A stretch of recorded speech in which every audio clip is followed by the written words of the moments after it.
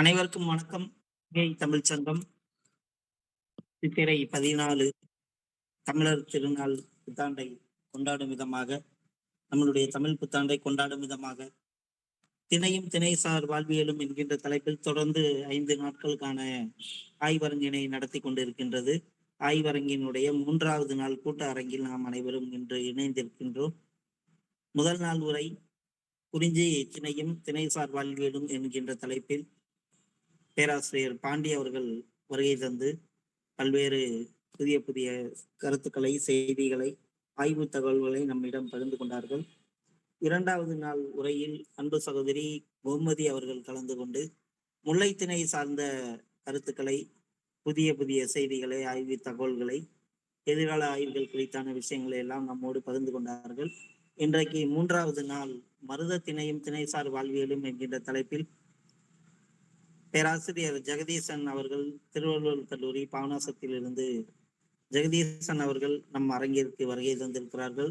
சிறப்பு விருந்தினராகவும் சிறப்பு ஆய்வாளராகவும் இன்றைய கூட்ட அரங்கிற்கு வருகை தந்திருக்கக்கூடிய பேராசிரியர் முனைவர் ஜெகதீசன் அவர்களை வாகை தமிழ் சங்கத்தின் சார்பாகவும், வாகை தமிழ் சங்கத்தின் சார்பில் இயங்குகிற வாகை யாழிசை பல்துறை தமிழாய்வு செயல்பாட்டு மன்றத்தின் சார்பாகவும் முறையாக வரவேற்கும் விதமாக முதுமுனைவர் சண்முகராணி அவர்கள் முறையான ஒரு வரவேற்புரையை வழங்க வருமாறு அன்புடன் அழைக்கின்றேன்.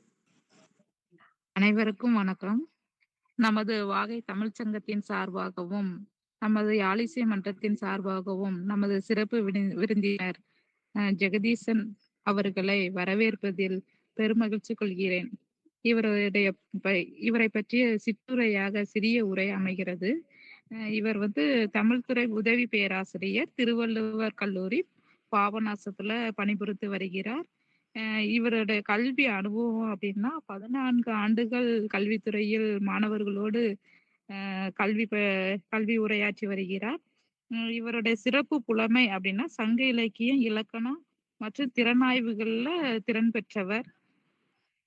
இவர் திருவள்ளுவர் கல்லூரியின் IQAC உறுப்பினர், பணியிடத்தில் பெண்களுக்கு எதிரான பாலியல் வன்கொடுமை தடுப்பு குழு உறுப்பினர், மாபெரும் தமிழ் கனவு திட்டத்தின் ஒருங்கிணைப்பாளர், தமிழ்நாடு திறந்தநிலை பல்கலைக்கழகத்தின் கண்காணிப்பாளர்.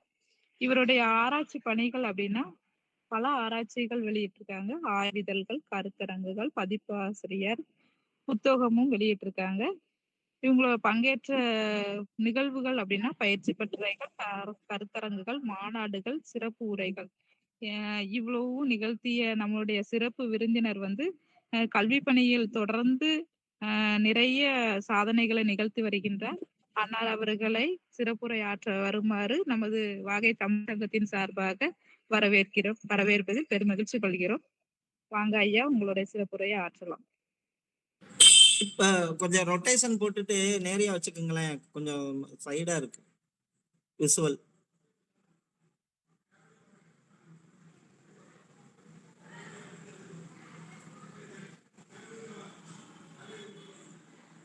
இன்னும் சரியாகல.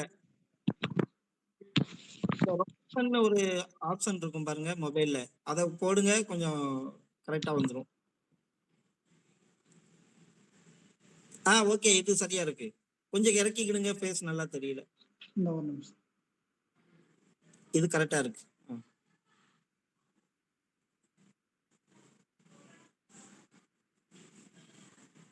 இப்படி இது கரெக்டா இருக்கா சார்? கரெக்டா இருக்கு, கரெக்டா இருக்கு. இல்ல இப்ப திரும்பிட்டு இது ஓகே, இப்படி இருக்கு, கரெக்டா இருக்கு. இது கரெக்ட். இது செல்ல நிக்காது சார். மொபைலா? இது மொபைல்.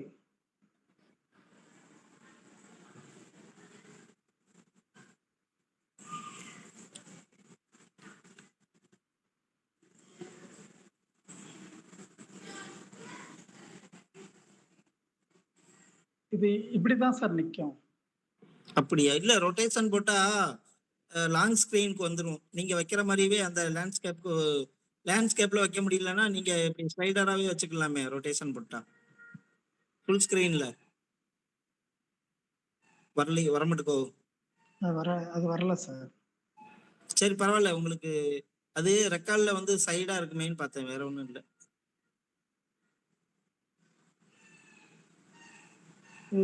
ரொட்டேஷன் ஆப்ஷன் கொடுத்தாச்சு, ஆனா அது நிக்கல. நிக்க மாட்டேக்கோ? அது நிக்கல. சரி பரவாயில்ல, உங்களுக்கு வசதிப்படி வச்சுக்கிடுங்க. இது எப்படின்னா கடைசி வரைக்கும் கையிலே பிடிச்சுக்கிட்டே ஆமா, அதனாலதான் இதுனா வச்சிடலாம். சரி ஓகே, உங்களுக்கு எது வசதியா இருக்குன்னு பாத்துக்கோங்க, பரவாயில்ல. சரிங்க சார், பேசலாமா சார்? புனிதா கை வைத்திருக்கீங்க, எதுவும் சொல்ல போறீங்களா?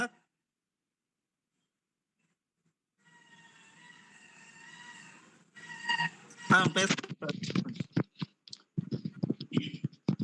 அனைவருக்கும் வணக்கம்.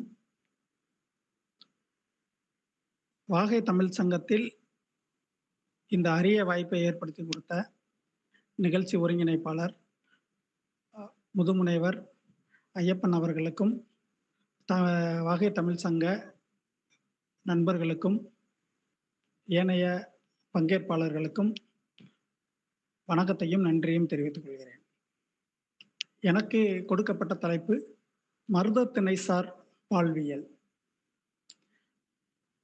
சங்க காலங்கள்ல மருதத்திணை என்பது ஏனைய திணைகளுக்கு நடு மையமாக விளங்கக்கூடிய திணையாக இருக்கிறது.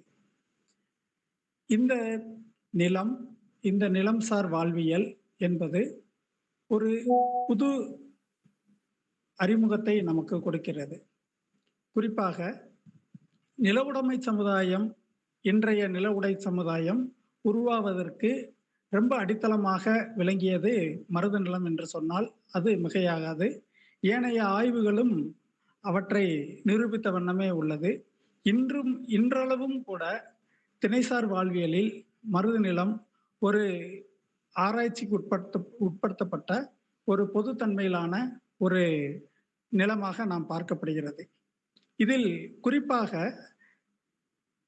குறிஞ்சி நிலத்திலிருந்து நாம் தொடங்க வேண்டும் என்றால், குறிஞ்சி நிலத்தில் ஆணிரை கவர்தலிலிருந்து, ஆணிலை கவர்தல் போரிலிருந்து நாம் தொடங்க வேண்டும். அவ்வாறு தொடங்கும் போது அங்கு இனக்குழு சமுதாயம் முகிழ்த்ததான ஒரு அடையாளம் உண்டு. அப்போது வேட்டை சமூகத்தில் இருந்து தொடங்கப்பட்ட இந்த இனக்குழு வாழ்க்கை முறையில இருந்து ஒரு நிலைத்த வாழ்க்கையை தொடங்கியது மருத நிலம் என்று சொன்னாலும் கூட, அதற்கு முன்னதாக சீரூர் மரபினர் உருவான இடம் முல்லை நிலம் என்று நாம் சொல்ல வேண்டும். இந்த முல்லை நிலத்தில் சீரூர் மரபினர்கள் ஒரு கட்டமைப்பை உருவாக்கி வைக்கிறார்கள். அந்த கட்டமைப்பு என்பது ஒரு ஒரு குடி சார்ந்த, ஒரு இனக்குழு சார்ந்த, ஒரு தொழில்முறை சார்ந்த ஒரு அடையாளம் சீரூர் மரபில் இருந்து உருவாக்கிறது. சீரூர் மரபு முல்லை நிலத்தில் தொடங்கப்பட்டதாக ஆய்வாளர்களும் சங்க இலக்கிய பாடல்களும் நமக்கு சான்றாக உள்ளது. இந்த சீரூர் மரபில் இருந்து முதுகுடி மரபு உருவாகக்கூடிய ஒரு இடம்தான் மருத நிலம். இந்த மருத நிலம் முதுகுடி மரபு என்பது ஒரு நிலைத்த வாழ்வியலை உருவாக்குவதாக இருக்கிறது. கால்நடை பராமரிப்பில் இருந்து நகர்ந்த சமூகம் மருத நிலத்தில் வரும்போது உழவு தொழிலில் ஈடுபடுவதாக ஒரு தனக்கான உணவுப் பொருள்களை தாமே உற்பத்தி செய்யக்கூடிய ஒரு பண்பாட்டு அடையாளங்களை நிலைநிறுத்தக்கூடிய ஒரு இடமாக முதுகுடி சமூகம் உருவாகிறது. இந்த சீரூர் மரபையும் முதுகுடி மரபையும் நாம் மூவேந்தர் காலத்திற்கு முற்பட்ட காலத்தில்தான் நாம் அதை அணுக முடியும். மூவேந்தர் காலம் என்பது பெருநிலம் சமூகம் உருவாவதற்கான ஒரு காலமாக அடையாளப்படுத்தப்பட்டது. ஆனால் சீரூர் சமூகமும் முதுகுடி சமூகமும் பெருநிலத்திற்கு முன்னதான ஒரு சிறு நிலத்தை கொண்ட, சிறு நிலப்பகுதிகளை கொண்ட ஒரு மையமான ஒரு அடையாளமாக நாம் சொல்லப்படுகிறது. இந்த இடத்தில் நாம் மருத நிலத்தை முதுகுடி சமூகத்தில் இருந்து நாம் கவனிக்கப்பட வேண்டும். அவ்வாறு நிலத்தின் உற்பத்தி பொருளை உற்பத்தி செய்யக்கூடிய ஒரு நிலம், அந்த நிலத்திற்கான அடையாளத்தை பல்வேறு பெயர்களில் சங்க இலக்கியங்கள் பதிவு செய்திருக்கிறது அப்படின்றத நாம் சொல்ல முடியும். ஒரு நிமிஷம்.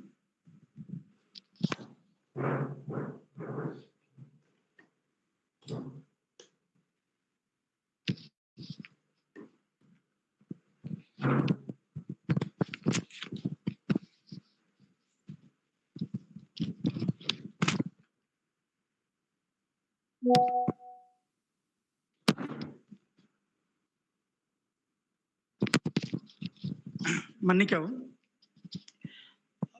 அவ்வாறு பல்வேறு பெயர்களில் அது பதிவு செய்யப்படும் பொழுது களம், காணம், செய், தண்டலை, தன்னடை, பனை, பலனம், புலன், புன்புலம், மூதை, இவ்வாறு பல பெயர்களில் மருத நிலத்திற்கான பெயர்கள் சொல்லப்படுகிறது. இதில் களம் என்பது நெற்களத்தை குறிக்கக்கூடிய ஒரு வார்த்தையாகவும், செய் என்பது விளைநிலத்தை சொல்லக்கூடிய ஒரு வார்த்தையாகவும், தண்டலை என்பது இன்று நாம் தோப்பு என்ற பெயரில் பயன்படுத்தக்கூடிய ஒரு வார்த்தையாகவும், தன்னடை என்பது விவசாய நிலத்தை குறிக்கக்கூடிய ஒரு வார்த்தையாகவும், மூதை என்பது நீண்ட காலமாக பயிரிடப்படாத ஒரு நிலத்தை சொல்லக்கூடிய ஒரு வார்த்தையாகவும், முரம்பு என்பது மேட்டு நிலம் அல்லது வலிமை வாய்ந்த உழுவதற்கு சிரமப்படக்கூடிய ஒரு நிலமாகவும் இருக்கப்படுகிறது.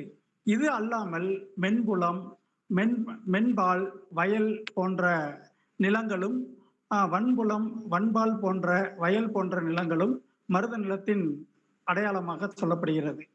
நாம் ஒரே ஒரு அடிப்படை புரிதலை நாம் உருவாக்கி கொள்ள வேண்டும். குறிஞ்சி, முல்லை, மருதம், நெய்தல், பாலை அப்படின்ற இந்த 5 திணைகளும் 5 தீவுகள் கிடையாது. இந்த ஒரு புரிதலை நாம் முதலில் அடையாளப்படுத்திக்கிற வேண்டும். குறிஞ்சி என்பது ஒரு தனி தீவாகவோ, முல்லை என்பது ஒரு தனி தீவாக 5 தீவுகள் கிடையாது. இந்த நிலங்கள் ஒன்றோடு ஒன்று நெருங்கிய, ஒன்றோடு ஒன்று பிணைந்துள்ள, ஒன்றிற்கு ஒன்று அடுத்தடுத்து இடங்களிலான ஒரு நிலம் தானே ஒழிய, இது குறிஞ்சி என்பது ஒரு தனித்த நிலமாகவோ, முல்லை என்பது ஒரு தனித்த நிலமாகவோ, மருத நிலம் என்பது தனித்த நிலமாகவோ கிடையாது. அது ஒரு வாழ்வியல் தொடர்புடைய ஒரு அடையாளத்தில் சொல்லப்பட்டதாக இருக்கிறது. நெல் விளையக்கூடிய இடம் மருதம் என்று நாம் படித்தால் குறிஞ்சி நிலத்தில் நெல் விளையவில்லை என்ற அர்த்தம் கிடையாது. குறிஞ்சி நிலத்திலும் நெல் உற்பத்தி செய்யப்பட்டது உண்டு. குறிப்பாக ஐவன நெல்கள் குறிஞ்சி நிலத்தில் உற்பத்தி செய்யப்பட்டது உண்டு. உழக்கூடிய மரபு குறிஞ்சி நிலத்தில் இருந்தது என்பதும் நாம் புரிந்து கொள்ள வேண்டும். ஆக திணை என்பது ஒன்றோடு ஒன்று நெருங்கிய ஒரு ஒழுக்க முறை அப்படின்ற அந்த அடிப்படையில இருந்துதான் நாம் இந்த திணையை அணுக வேண்டும். அவ்வாறு அணுகும் போது இந்த நிலம் என்பது ஒரே அமைப்புடைய ஒரே பண்புடையதாக நாம் கருதுவதை விட, அது காலத்திற்கு ஏற்ப, கால சூழலுக்கு ஏற்ப, மனிதனுடைய அந்த நிலத்தை பயன்படுத்துதலுக்கு ஏற்ப அந்த நிலம் வெவ்வேறு வகையிலான பண்புகளை கொண்டுள்ளது என்பதை நாம் புரிந்து கொள்ள வேண்டும். அவ்வாறு சொல்லும் போது இந்த நிலத்தை இத்தனை பெயர்களில் வரையறைப்படுத்தப்பட்ட பின், இது அதற்கு பின்னாடி இந்த நிலத்தை பண்படுத்தக்கூடிய மனிதர்களை உழவர்கள் என்று நாம் அடையாளப்படுத்துகிறோம். இந்த உழவர்களை தொல்காப்பியம் உழுதுன் மாந்தர்கள் என்று தொல்காப்பியர் அடையாளப்படுத்துகிறார். வேளாண் மாந்தருக்கு உழுதூன் அல்லது இல்லென மொழிவை பிற வகை நிகழ்ச்சி என்று அவர் குறிப்பிடுகிறார். அதாவது அவங்களுக்கு வேற வேலை எதுவுமே கிடையாது. உழுவதும் அதன் மூலமாக உற்பத்தி செய்வதும், அந்த உற்பத்தியை பகிர்வதற்காக அவர்கள் செலவழிக்கக்கூடிய வாழ்நாள் தொடர்ச்சியை தான் தொல்காப்பியம் பதிவு செய்கிறது. இந்த உழுதூன் மக்கள் இவர்களை உழவர்கள் என்றும், உலர்த்தியர் என்றும், தொடுனர் என்றும், அறிஞர் என்றும், அறிவனர் என்றும், கடைசியர் என்றும், களமர் என்றும் பல கொண்டுள்ளனர். இந்த உழவு தொழில் அடிப்படையாக கொண்ட இந்த பெயரை நாம் சொல்லும் பொழுது ஏர், உழுபடை, நாஞ்சில், கலப்பை, கொழு, நுகம் என்ற அடிப்படையில் அந்த பெயர்களை சங்க இலக்கியங்கள் நமக்கு, சங்க பாடல்களில் நமக்கு அடையாளப்படுத்தப்படுகிறது. இது ஓர் ஏர் உழவன் போல என்று குறுந்தொகையும் அந்த உழுபவனை அடையாளப்படுத்துகிறது. அப்படி அடையாளப்படுத்தும் பொழுது இங்கு அந்த கொழு என்ற வார்த்தையை நாம் அடையாளப்படுத்தினால் கலப்பை நுனியில் இரும்பினால் ஆன ஒரு கூர்மையான ஆயுதத்தை தான் நாம் கொழு அப்படின்னு நம்ம சொல்றோம். இந்த கொழு ஒரு இரும்பு பண்பாடு உருவானதற்கு பின்னாடி கண்டுபிடிக்கப்பட்ட ஒரு ஆயுதமாக நாம் கருதினாலும் அதற்கு முன்பும் உழுதல் என்ற நிகழ்வு இருந்திருக்கிறது அப்படின்றத சொல்ல முடியும். இந்த உழுதல் எங்கிருந்து மனிதன் கண்டுபிடிச்சான், எங்கிருந்து இந்த மனிதனுக்கு இந்த தொழில்நுட்பம் கிடைக்கப்பட்டது அப்படி என்று பார்த்தால் பன்றிதான் உழவு தொழிலுக்கு அடிப்படை. காந்தல் கிழங்கை பன்றி கிளறி உண்டதால் குறவர்கள் அந்த கிளறிய நிலத்தில் திணையை விதைத்தனர் அப்படின்னு புறநானூற்று பாடல்கள் குறிப்பிடுகிறது. அப்போ அந்த அந்த அந்த உழக்கூடிய அந்த மரபை பன்றியிடம் இருந்து எடுத்ததாக சங்க பாடல்கள் நமக்கு அடையாளப்படுத்துகிறது. அப்போ உழாமல் விவசாயம் செய்யக்கூடிய மரபும் இருந்திருக்கிறதா என்றால் இருந்திருக்கிறது. உழுகாமலேயே திணையை விதைத்திருக்கிறார்கள். அந்த திணை வன்புலத்தில் நிகழ்ந்த திணையாக கருதப்படுகிறது. ஆனால் உழுத நிலத்தில் திணையை அடையாளப்படுத்தும் போது அதை உணங்கு திணை என்று சொல்லுகிறார்கள். இது ஒரு நிலையில் கைப்போர், உணங்கு திணையில் துளவும் கைப்போர் என்று அடையாளப்படுத்துகிறார்கள். அப்போ இந்த பன்றி உழக்கூடிய அடையாளம் மனிதனுக்கு உழவு தொழில்நுட்பத்திற்கான ஒரு தொடக்கமாக அடையாளப்படுத்தப்படுகிறது. இது எல்லாமே முதுகுடி மரபுல தான் நம்ம அதை பார்க்க முடியுது. அப்படி பார்க்கும்போது இந்த உழவு தொழில இன்னொரு எடுத்துக்காட்டா புறநானூற்றுல ஒரு பாடல என்ன சொல்லுவாங்கன்னா, ஒரு யானை படுத்திருந்த இடத்தில் 7 யானைகள் சாப்பிடுவதற்கான உணவை உற்பத்தி செய்து விடலாம் என்ற ஒரு அடையாளமும் சொல்லப்படுகிறது. ஒரு பிடி படியும் சீரிடம் எழுகளிறு புறக்கும் நாடுகளவோனே என்று புறநானூற்று பாடல் குறிப்பிடுகிறது. அப்போ உழவு தொழில் எவ்வளவு நுணுக்கமாக எவ்வளவு நுட்பமாக அதை கையாண்டு அந்த அந்த உற்பத்தியை தமிழர்கள் கொண்டு வந்திருக்கிறார்கள் என்பதை நாம் இங்கு சிந்திக்க வேண்டியதாக இருக்கிறது. இந்த உழவு தொழிலுக்கு அடுத்து நிலம். இந்த உழவு தொழில முக்கியமான ஒரு பிரதானமான பொருள் என்ன அப்படின்னா நெல், கரும்பு. இந்த ரெண்டு தான் உழவு தொழில ரொம்ப அடிப்படையான உற்பத்தி பொருளாக இருந்தது. இந்த நெல்லை அவங்க சொல்ல வரும் பொழுது பல பேர்கள்ல இந்த நெல்லை அடையாளப்படுத்துறாங்க. மூங்கில், செந்நெல், ஐவன நெல், ஐவன வெண்ணெல், வெண்ணெல், உயர்நெல், பிண்ட நெல், காய்நெல் படப்பை, பழம்பல் நெல், நெடுங்கதிர் நெல், பிணிகதிர் நெல், நெல்லம் புறவி, நெல் விலை கழனி, பிண்ட நெல்லின் தாய்மனை, நெல்லுடை நெடுநேர். இப்படி சங்க இலக்கியங்கள்ல பல பாடல்கள்ல இந்த நெல்லை பத்தின பதிவுகள் இருக்கு. இது புறநானூற்றுலையும் அகநானூற்றுலையும் இந்த பாடல்கள் அதிகமான ஒரு அடையாளத்தை கொண்டுள்ளதாக இருக்கிறது. இந்த நெல்லு தெய்வத்திற்கு ஒப்பாகவும் தெய்வத்திற்கு அடையாளமாகவும் இந்த நெல்லை சொல்றாங்க. நெல்லும் மலரும் தூவுதல் தெய்வத்திற்கு அடையாளமாகவும், முல்லைப்பூவுடன் நெல்லை தூவுதல் அப்படின்றத தெய்வ வழிபாடலாகவும், குறிப்பாக நீரை தெய்வத்திற்கு பயன்படுத்தக்கூடிய இடத்தில் நெல்லையும் பயன்படுத்தி இருக்கிறார்கள் என்ற அடையாளமும் இருக்கு. நெல் குத்தும் பரவும் கடவுளும் இளமை என்று புறநானூற்று பாடல் ஒன்று பதிவு செய்கிறது. இந்த நெல்லை வளச்சடங்குக்கு அடையாளமாகவும் சொல்லுகிறார்கள். அதாவது அகநானூற்றுல 86வது பாடல் திருமணத்தை பத்தின, தமிழருடைய திருமணத்தை பத்தின பதிவு இருக்கு. வித்யானந்தன் தமிழர் சால்புல அதை பத்தி குறிப்பிடுவாரு.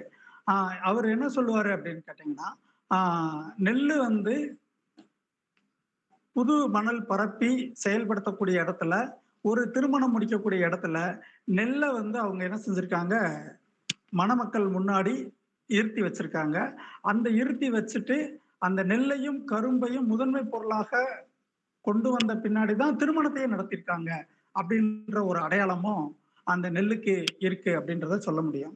அப்போ உற்பத்தி பொருளில் ரொம்ப முதன்மையான ஒரு பொருளாக மருத நிலத்தில் நெல் இருக்கிறது என்பதை நாம் புரிந்து கொள்ள வேண்டும்.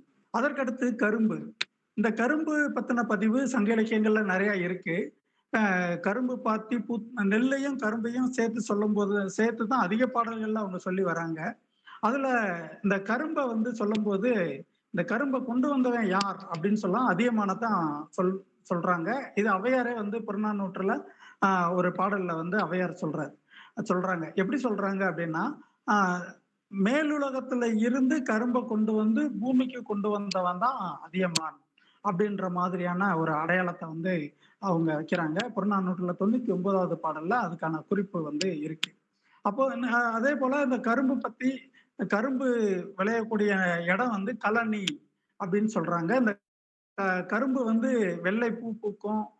கரும்பு இருக்கக்கூடிய எந்திரம் யானையோடைய ஓசையை ஒற்றதாக இருக்கிறது. இப்படின்ற மாதிரியான பல இடங்கள்ல அந்த கரும்பு பத்தின குறிப்பு இருக்கு. இது மருத நிலத்திற்கான செழுமையை சொல்லக்கூடிய ஒரு அடையாளம். இது ஒரு நிலை. அதற்கடுத்து இன்னொரு ஒரு பொருளை அவங்க சொல்றாங்க. முக்கியமானது பனை. இந்த நம்ம நினைக்கிறோம் பனை வறண்ட நிலத்துலதான் அதிகமா இருக்கு அப்படின்ற மாதிரி இன்றைய காலகட்டத்துல அப்படி ஒரு பரவலான ஒரு பார்வை இருக்கு. ஆனா அது தவறு. எங்க செழுமை இருக்கிறதோ அங்குதான் பனை இருக்கும் அப்படின்னு சொல்லுவாங்க. ஏன்னா சங்க இலக்கியங்கள்ல அதிகமான பாடல்கள்ல பனையை பத்தி குறிப்பிடும் போது தன் பனை அப்படின்னு தான் சொல்றாங்க. குளிர்ச்சி நிறைந்த பனை அப்படின்னு தான் சொல்றாங்க. இந்த பனையை சொல்லும் போதுதான் பழமையான குடிமக்கள் தொல்குடி மன்னர்கள் பயன்படுத்தக்கூடிய ஒரு ஒரு உணவுப் பொருளாக ஒரு செழுமைக்கான அடையாளமாக இந்த பனை இருந்திருக்கு அப்படின்றத அவங்க சொல்லுவாங்க. அப்ப இந்த பனை ரொம்ப முக்கியமான ஒரு கருத்து நிலையில அது இருந்ததை நம்ம பார்க்க முடியும். அதுக்கடுத்து இது எல்லாமே இந்த செல்வத்துக்கான குறியீடா அடையாளப்படுத்தும் பொழுது அப்ப இந்த நிலம் மருத நிலம் எந்த நிலைமைக்கு ஆட்பட்டது அப்படின்றத நம்ம பார்க்க முடியும். அப்ப இந்த மருத நிலம் செல்வத்தின் குறியீடு, பொருளாதாரத்தின் வளமை அப்படின்னு சொல்லும் போது இங்க இருக்கக்கூடிய மக்கள்கள்ல பெரிய முரண்பாடுகளும் உருவானதாக நம்ம கருத முடிகிறது. உதாரணமா ஒரு பாடல்ல மருத நிலத்துல இருக்கிற ஒரு ஆளு பழைய சோறை சாப்பிட்டுட்டு அந்த பழைய சோறுல அதுல இருக்கக்கூடிய பெருமையை உண்டதாக ஒரு பாடல் இருக்கு. இந்த பழைய சோறை சாப்பிடுறது, பழைய சோறை இருக்கிறது அப்படின்ற ஒரு முறை பக்தவத்சல பாரதி ஒரு இடத்துல சொல்லுவாரு, எங்கு நிலைத்த குடி உருவாகி இருக்கிறதோ அங்கு பழைய சோறு, அதாவது உணவை பழசுபடுத்தி சாப்பிடக்கூடிய மரபு இருந்திருக்கும். அந்த மாதிரி இருக்கும்போதுதான் அங்க நிலைத்த குடி உருவாயிருக்கு. யாரு பழச பயன்படுத்துறாங்களோ அவங்க நிலையா வாழ்றவங்க அப்படின்ற ஒரு கருத்தியலை பக்தவத்சல பாரதி முன் வச்சிருப்பாரு. இது புறநானூற்றுல இந்த ஒரு பாடல்ல இந்த செய்தி இருக்கு. இதற்கு அப்படியே நேர் எதிரா இன்னொரு விஷயத்த பார்க்கலாம். உழுகிறவங்க வீட்டுல இருக்கக்கூடிய பழைய சோறு, அதே போல உழைப்பிற்கு எதிராக, அதாவது முதலாளியாக இருக்கக்கூடிய வீட்டுல அங்க பழைய சோறு கிடையாது. ஆனா அங்க நெல் குவியல்கள் நிறைய இருக்கு. நெல் குவியலை நெல் குப்பை அப்படின்னு தான் பயன்படுத்துறாங்க. இன்னைக்கு குப்பைன்றதுக்கு நம்ம நிறைய அதாவது இழிவு பொருள்கள்ல ஒரு அர்த்தத்தை வச்சிருக்கோம். அதாவது கழிவுகள் நிறைந்த பகுதியை குப்பை அப்படின்னு வச்சிருப்போம். ஆனா நெல் குப்பை அப்படின்றது நெல் குவியலை தான் அதை சொல்லுவாங்க. இந்த உழுகுவதற்கு நிலத்தை உடைமையாளராக கொண்ட அந்த குடும்பங்கள்ல நெல் எப்பவுமே நிறைய இருக்கும். அங்க இருக்கக்கூடிய குழந்தைகள் நல்லா விளையாட்டு உடையவங்களா இருக்கிறாங்க. அங்க உழைப்பவர்களை விட அங்க உழைப்பவர்களுக்கான இடம், அந்த உழைக்கக்கூடிய பொருள் இருக்கக்கூடிய இடம், அவங்களுக்கு அந்த பொருள் கிடைக்கக்கூடிய இடமா தான் அது இருக்கே ஒழிய அங்க அந்த நிலத்துல இருக்கிறவங்க, அந்த வீட்டுல இருக்கிறவங்க உழைக்கிறவங்க கிடையாது, உற்பத்தி செய்யறவங்க கிடையாது. உற்பத்தியை சேர்த்து வைக்கக்கூடிய ஒரு ஆள், அது கிட்டத்தட்ட முதலாளி அப்படின்ற ஒரு தன்மையில நம்ம அடையாளப்படுத்த முடியும். அப்போ இந்த மாதிரி ஒரு முரண்பட்ட ஒரு நிகழ்வு நம்ம பார்க்க முடியும். அப்ப உழுபவன் உழவு உழுபவன், உற்பத்தி பொருளை சேர்த்து வைப்பவன். இந்த 2 பேர் இருக்காங்க. அப்ப இந்த இந்த நில உடைமை சமுதாயத்துல இந்த முதன்மை பொருள் அப்படின்றது ஒண்ணு உருவானத நம்ம அடையாளப்படுத்த முடியும். அப்போ இந்த மாதிரி அடையாளப்படுத்தும் பொழுது பெருநில அதாவது மூவேந்தர்கள் என்ன செஞ்சாங்கன்னா, இந்த முதுகுடி சமூகத்தை அழித்தொழித்தார்கள் அப்படின்றத நம்ம அடையாளப்படுத்த முடியும். அப்போ இந்த முதுகுடி சமூகத்துல இருந்த அரசர்கள் யார் அப்படின்னா, பெரும்பாலும் சிற்றரசர்களாக இருந்திருக்கிறார்கள், குறுநில மன்னர்களாக இருந்திருக்கிறார்கள். இந்த மாதிரி அரசர்களை இவங்க என்ன செஞ்சிருக்காங்கன்னா, பெரும்பாலும் போர் மூலமாக அந்த இடத்தை கைப்பற்றி அந்த விவசாய உற்பத்திக்கு இந்த அரசர்களை படை வீரர்களை பயன்படுத்தக்கூடிய ஒரு நிகழ்வுகள், போர் முறைகள் நடந்திருக்கிறத சங்க இலக்கியங்கள்ல பார்க்க முடியும். உதாரணமா ஒரு 5-6 குறுநில மன்னர்களை சொல்றேன். அகுதை, தழும்பன், எயினன், தித்தன், சேரன், செம்பியன், திதியன், எழினி, எருமையூரன்,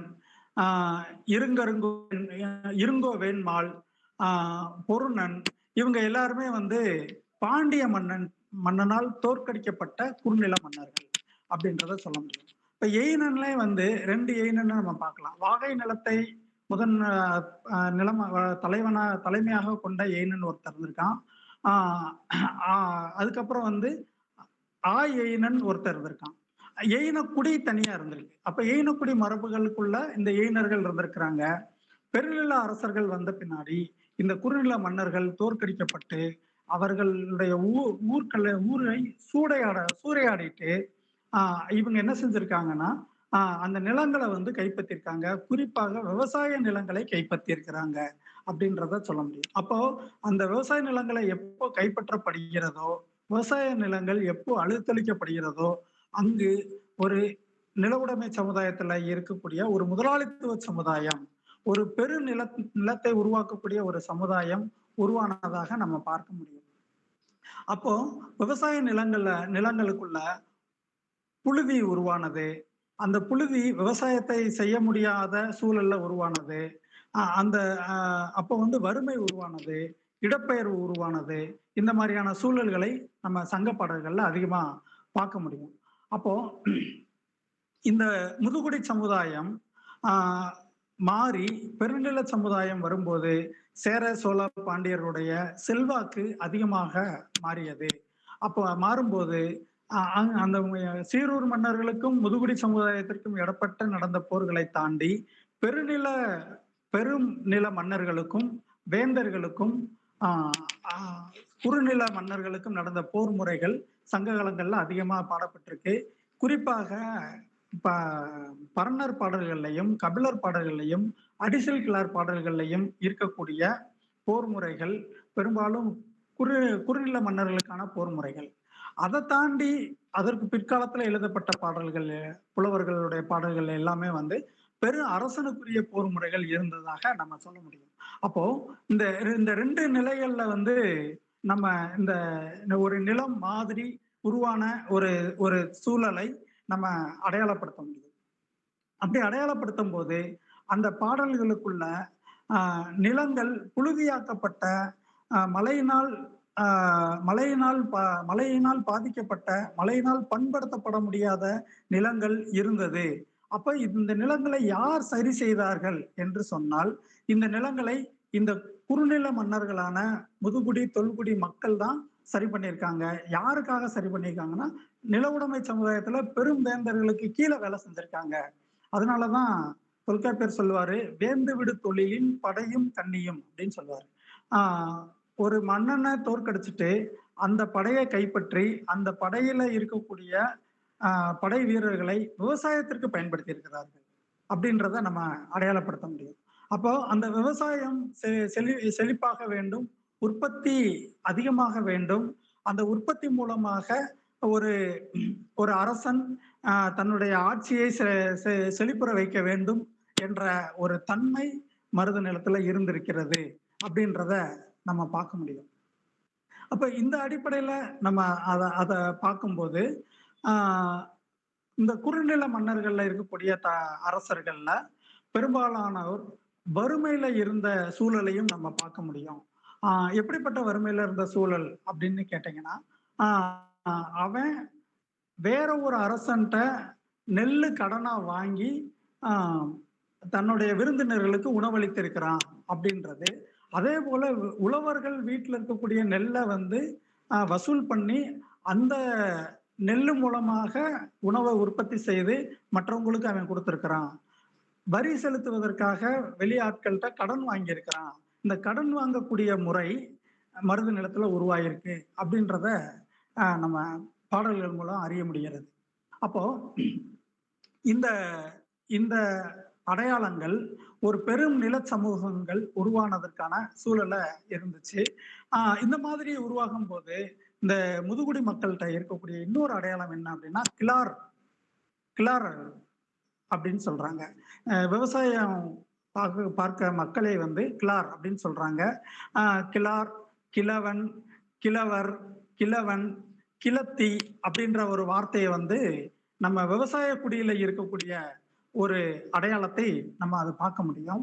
அந்த மாதிரி பார்க்கும்போது பெரும்பாலும் அவங்க என்ன செஞ்சிருக்காங்க அப்படின்னா தன்னுடைய பாடல்கள்ல அந்த பாடல்கள்ல இருக்கும்போது உலகத்திற்கான பொதுமை செய்திகளையும் அங்க வந்து அவங்க கொடுத்திருக்காங்க. அப்படி கொடுக்கும்போது எப்படி ஒரு ஒரு நிலம் வயல் நிலமாக செழுமை நிலமாக ஆக்கப்பட்டது அப்படின்ற மாதிரியான அடையாளமும் கொடுத்திருக்காங்க. காடு கொன்று நாடாக்கி குளம் தொட்டு வளம் பெருக்கி பிறங்கு நிலை மாடத் துறந்தை போக்கி கோயிலோடு குடி நிறையி அப்படின்ற அந்த இந்த இந்த இந்த பாடலை வந்து நம்ம எடுத்துக்கலாம்.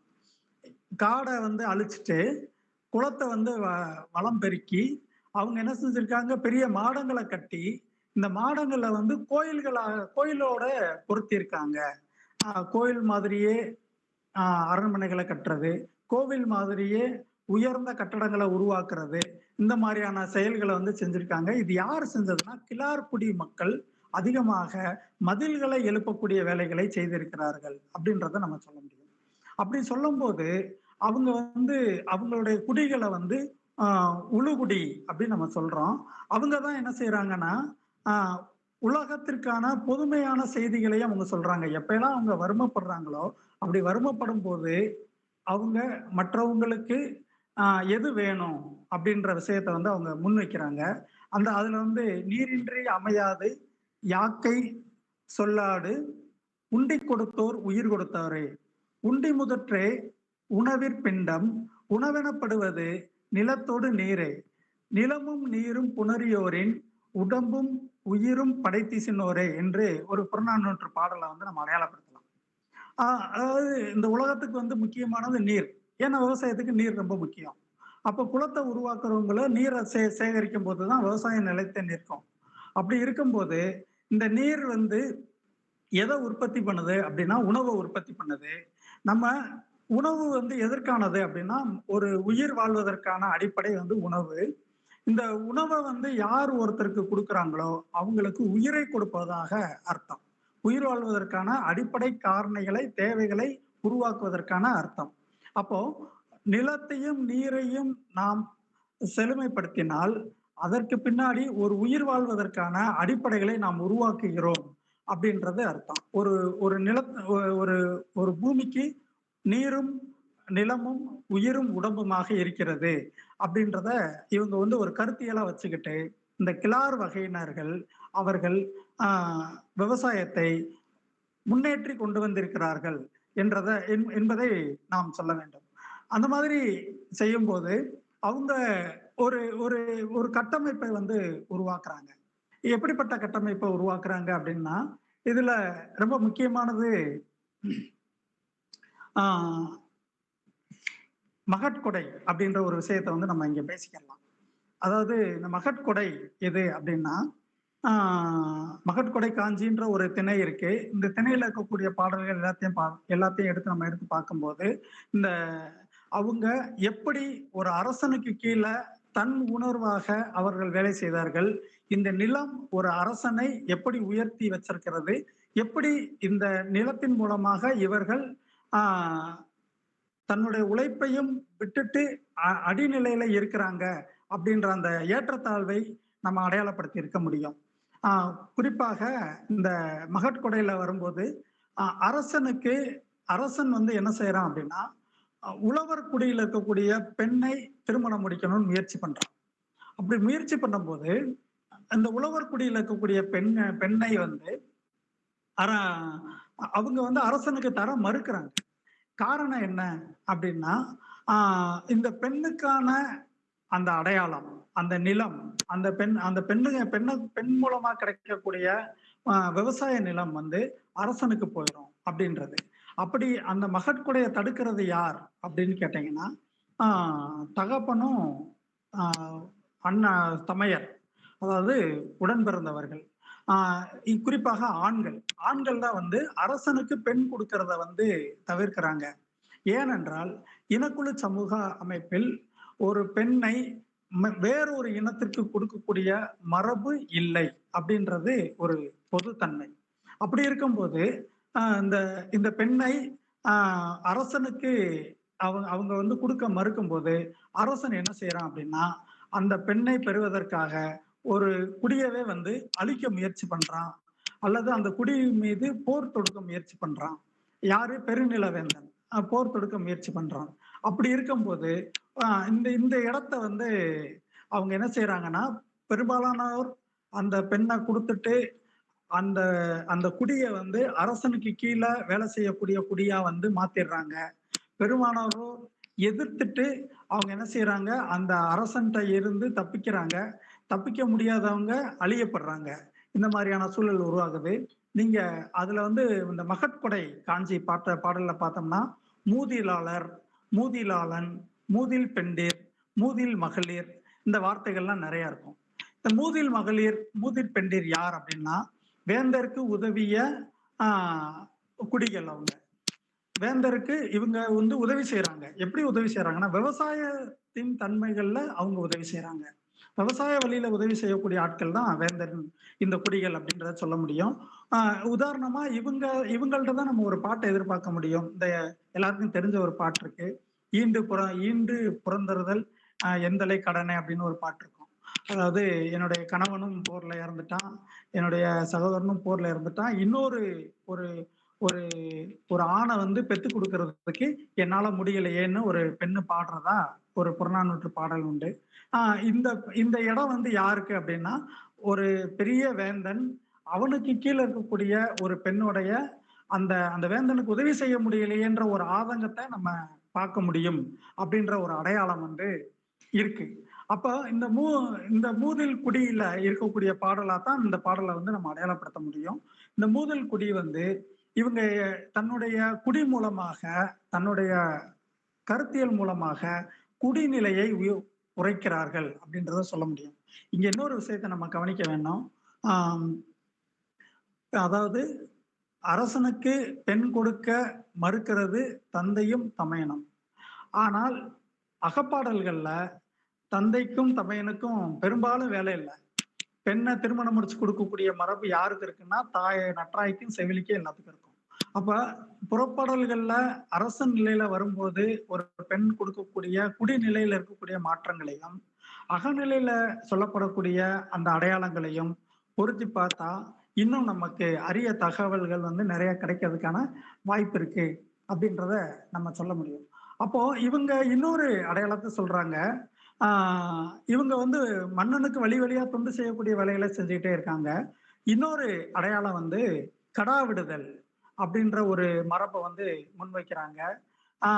இந்த இடத்துல இவங்க எதை முன்னாடி வைக்கிறாங்க அப்படின்னா, இந்த பாடல்கள் அதிகமா பார்த்தோம்னா வேந்தனுடைய சினம் வந்து முன்னிலைப்படுத்தப்படும்.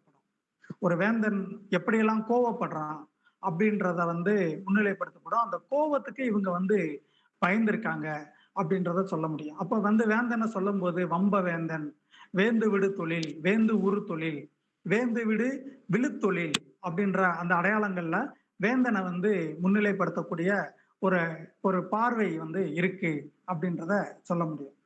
இன்னொன்னு, இந்த மகட்கொடையில இன்னொரு முக்கியமான விஷயம் என்னன்னு கேட்டீங்கன்னா, மகட்கொடைக்கு பின்னாடி இருக்கக்கூடியது பொருள் கொடை. ஒரு மகளை திருமணம் முடிக்கும் போது அந்த அரசனுக்கு பொருள் கிடைக்குது. அப்ப அந்த பொருளை வந்து அவங்க என்ன செய்யறாங்க, தர மறுக்கிறாங்க. அப்படி அந்த தரம் மறுக்கும் போதுதான் போர் உருவாகுது. இது புறநானூற்றுல அந்த பொருளை தரம் மறுக்கக்கூடிய அடையாளத்தை புறநானூற்றுல 323வது பாடல் வந்து அந்த விஷயத்த வந்து சொல்லுது. இன்னொரு இதுக்கு நல்ல எடுத்துக்காட்டு யாருன்னு கேட்டீங்கன்னா பாரி. கடையில வள்ளல்கள்ல ஒருவனான பாரி மன்னனை வந்து நம்ம சொல்ல முடியும். ஏன் அப்படின்னா இந்த பெருநில வேந்தர்கள் எல்லாருமே போர் செய்தார்கள் என்றால் அவர்கள் வந்து எதற்காக போர் செய்கிறார்கள் என்றால் நிலத்தை கைப்பற்றணும், குறிப்பாக விவசாய நிலத்தை கைப்பற்றணும்.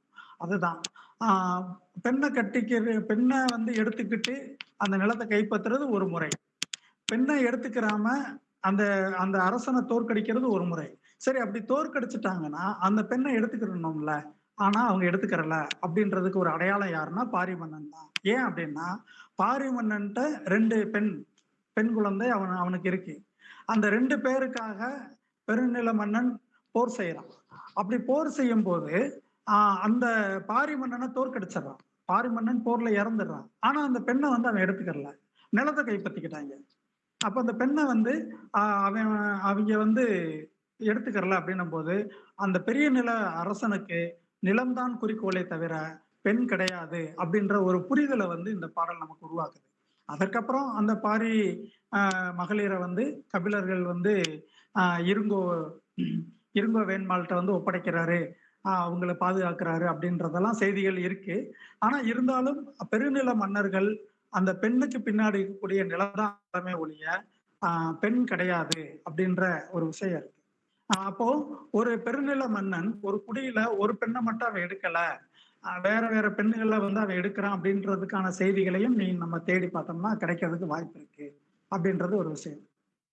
இன்னொன்னு, இந்த சீரூர் மரபுல இன்னொரு முக்கியமான விஷயம் கூட்டுண்ணுதல் அப்படின்ற ஒரு ஒரு செயல்பாடு இருக்கு. இந்த கூட்டுண்ணுதல் அப்படின்னா ஒரு தனக்கு கிடைக்கக்கூடிய உற்பத்தி பொருளை பகிர்ந்து உண்ணுதல் அப்படின்ற ஒரு மரபு இருக்கு. ஆனா பெருநில வேந்தன்ட்ட இந்த இந்த கூட்டுண்ணு மரபு இல்லை. அப்படி இல்லாத போது இவங்க என்ன செய்யறாங்கன்னா தன் பெண்ணை திருமணத்துல இருந்து காப்பாற்றுவதற்காக இணை மன முறையை வந்து பின்பற்றுறாங்க. அதாவது ஒரே குழுக்குள்ள தன்னுடைய பெண்ணை திருமணம் முடிச்சு கொடுக்கக்கூடிய அந்த இணை மரபை வந்து அவங்க பின்பற்றுறாங்க. அப்படி அந்த இதை வந்து இணைத்திரை வாழ்வியல் அப்படின்றத நம்ம சொல்ல முடியும். இந்த அடையாளங்கள்ல இருந்து, இந்த திருமண முறைகள்ல இருந்து நம்ம ஒரு விஷயத்த பாக்குறோம் அப்படின்னா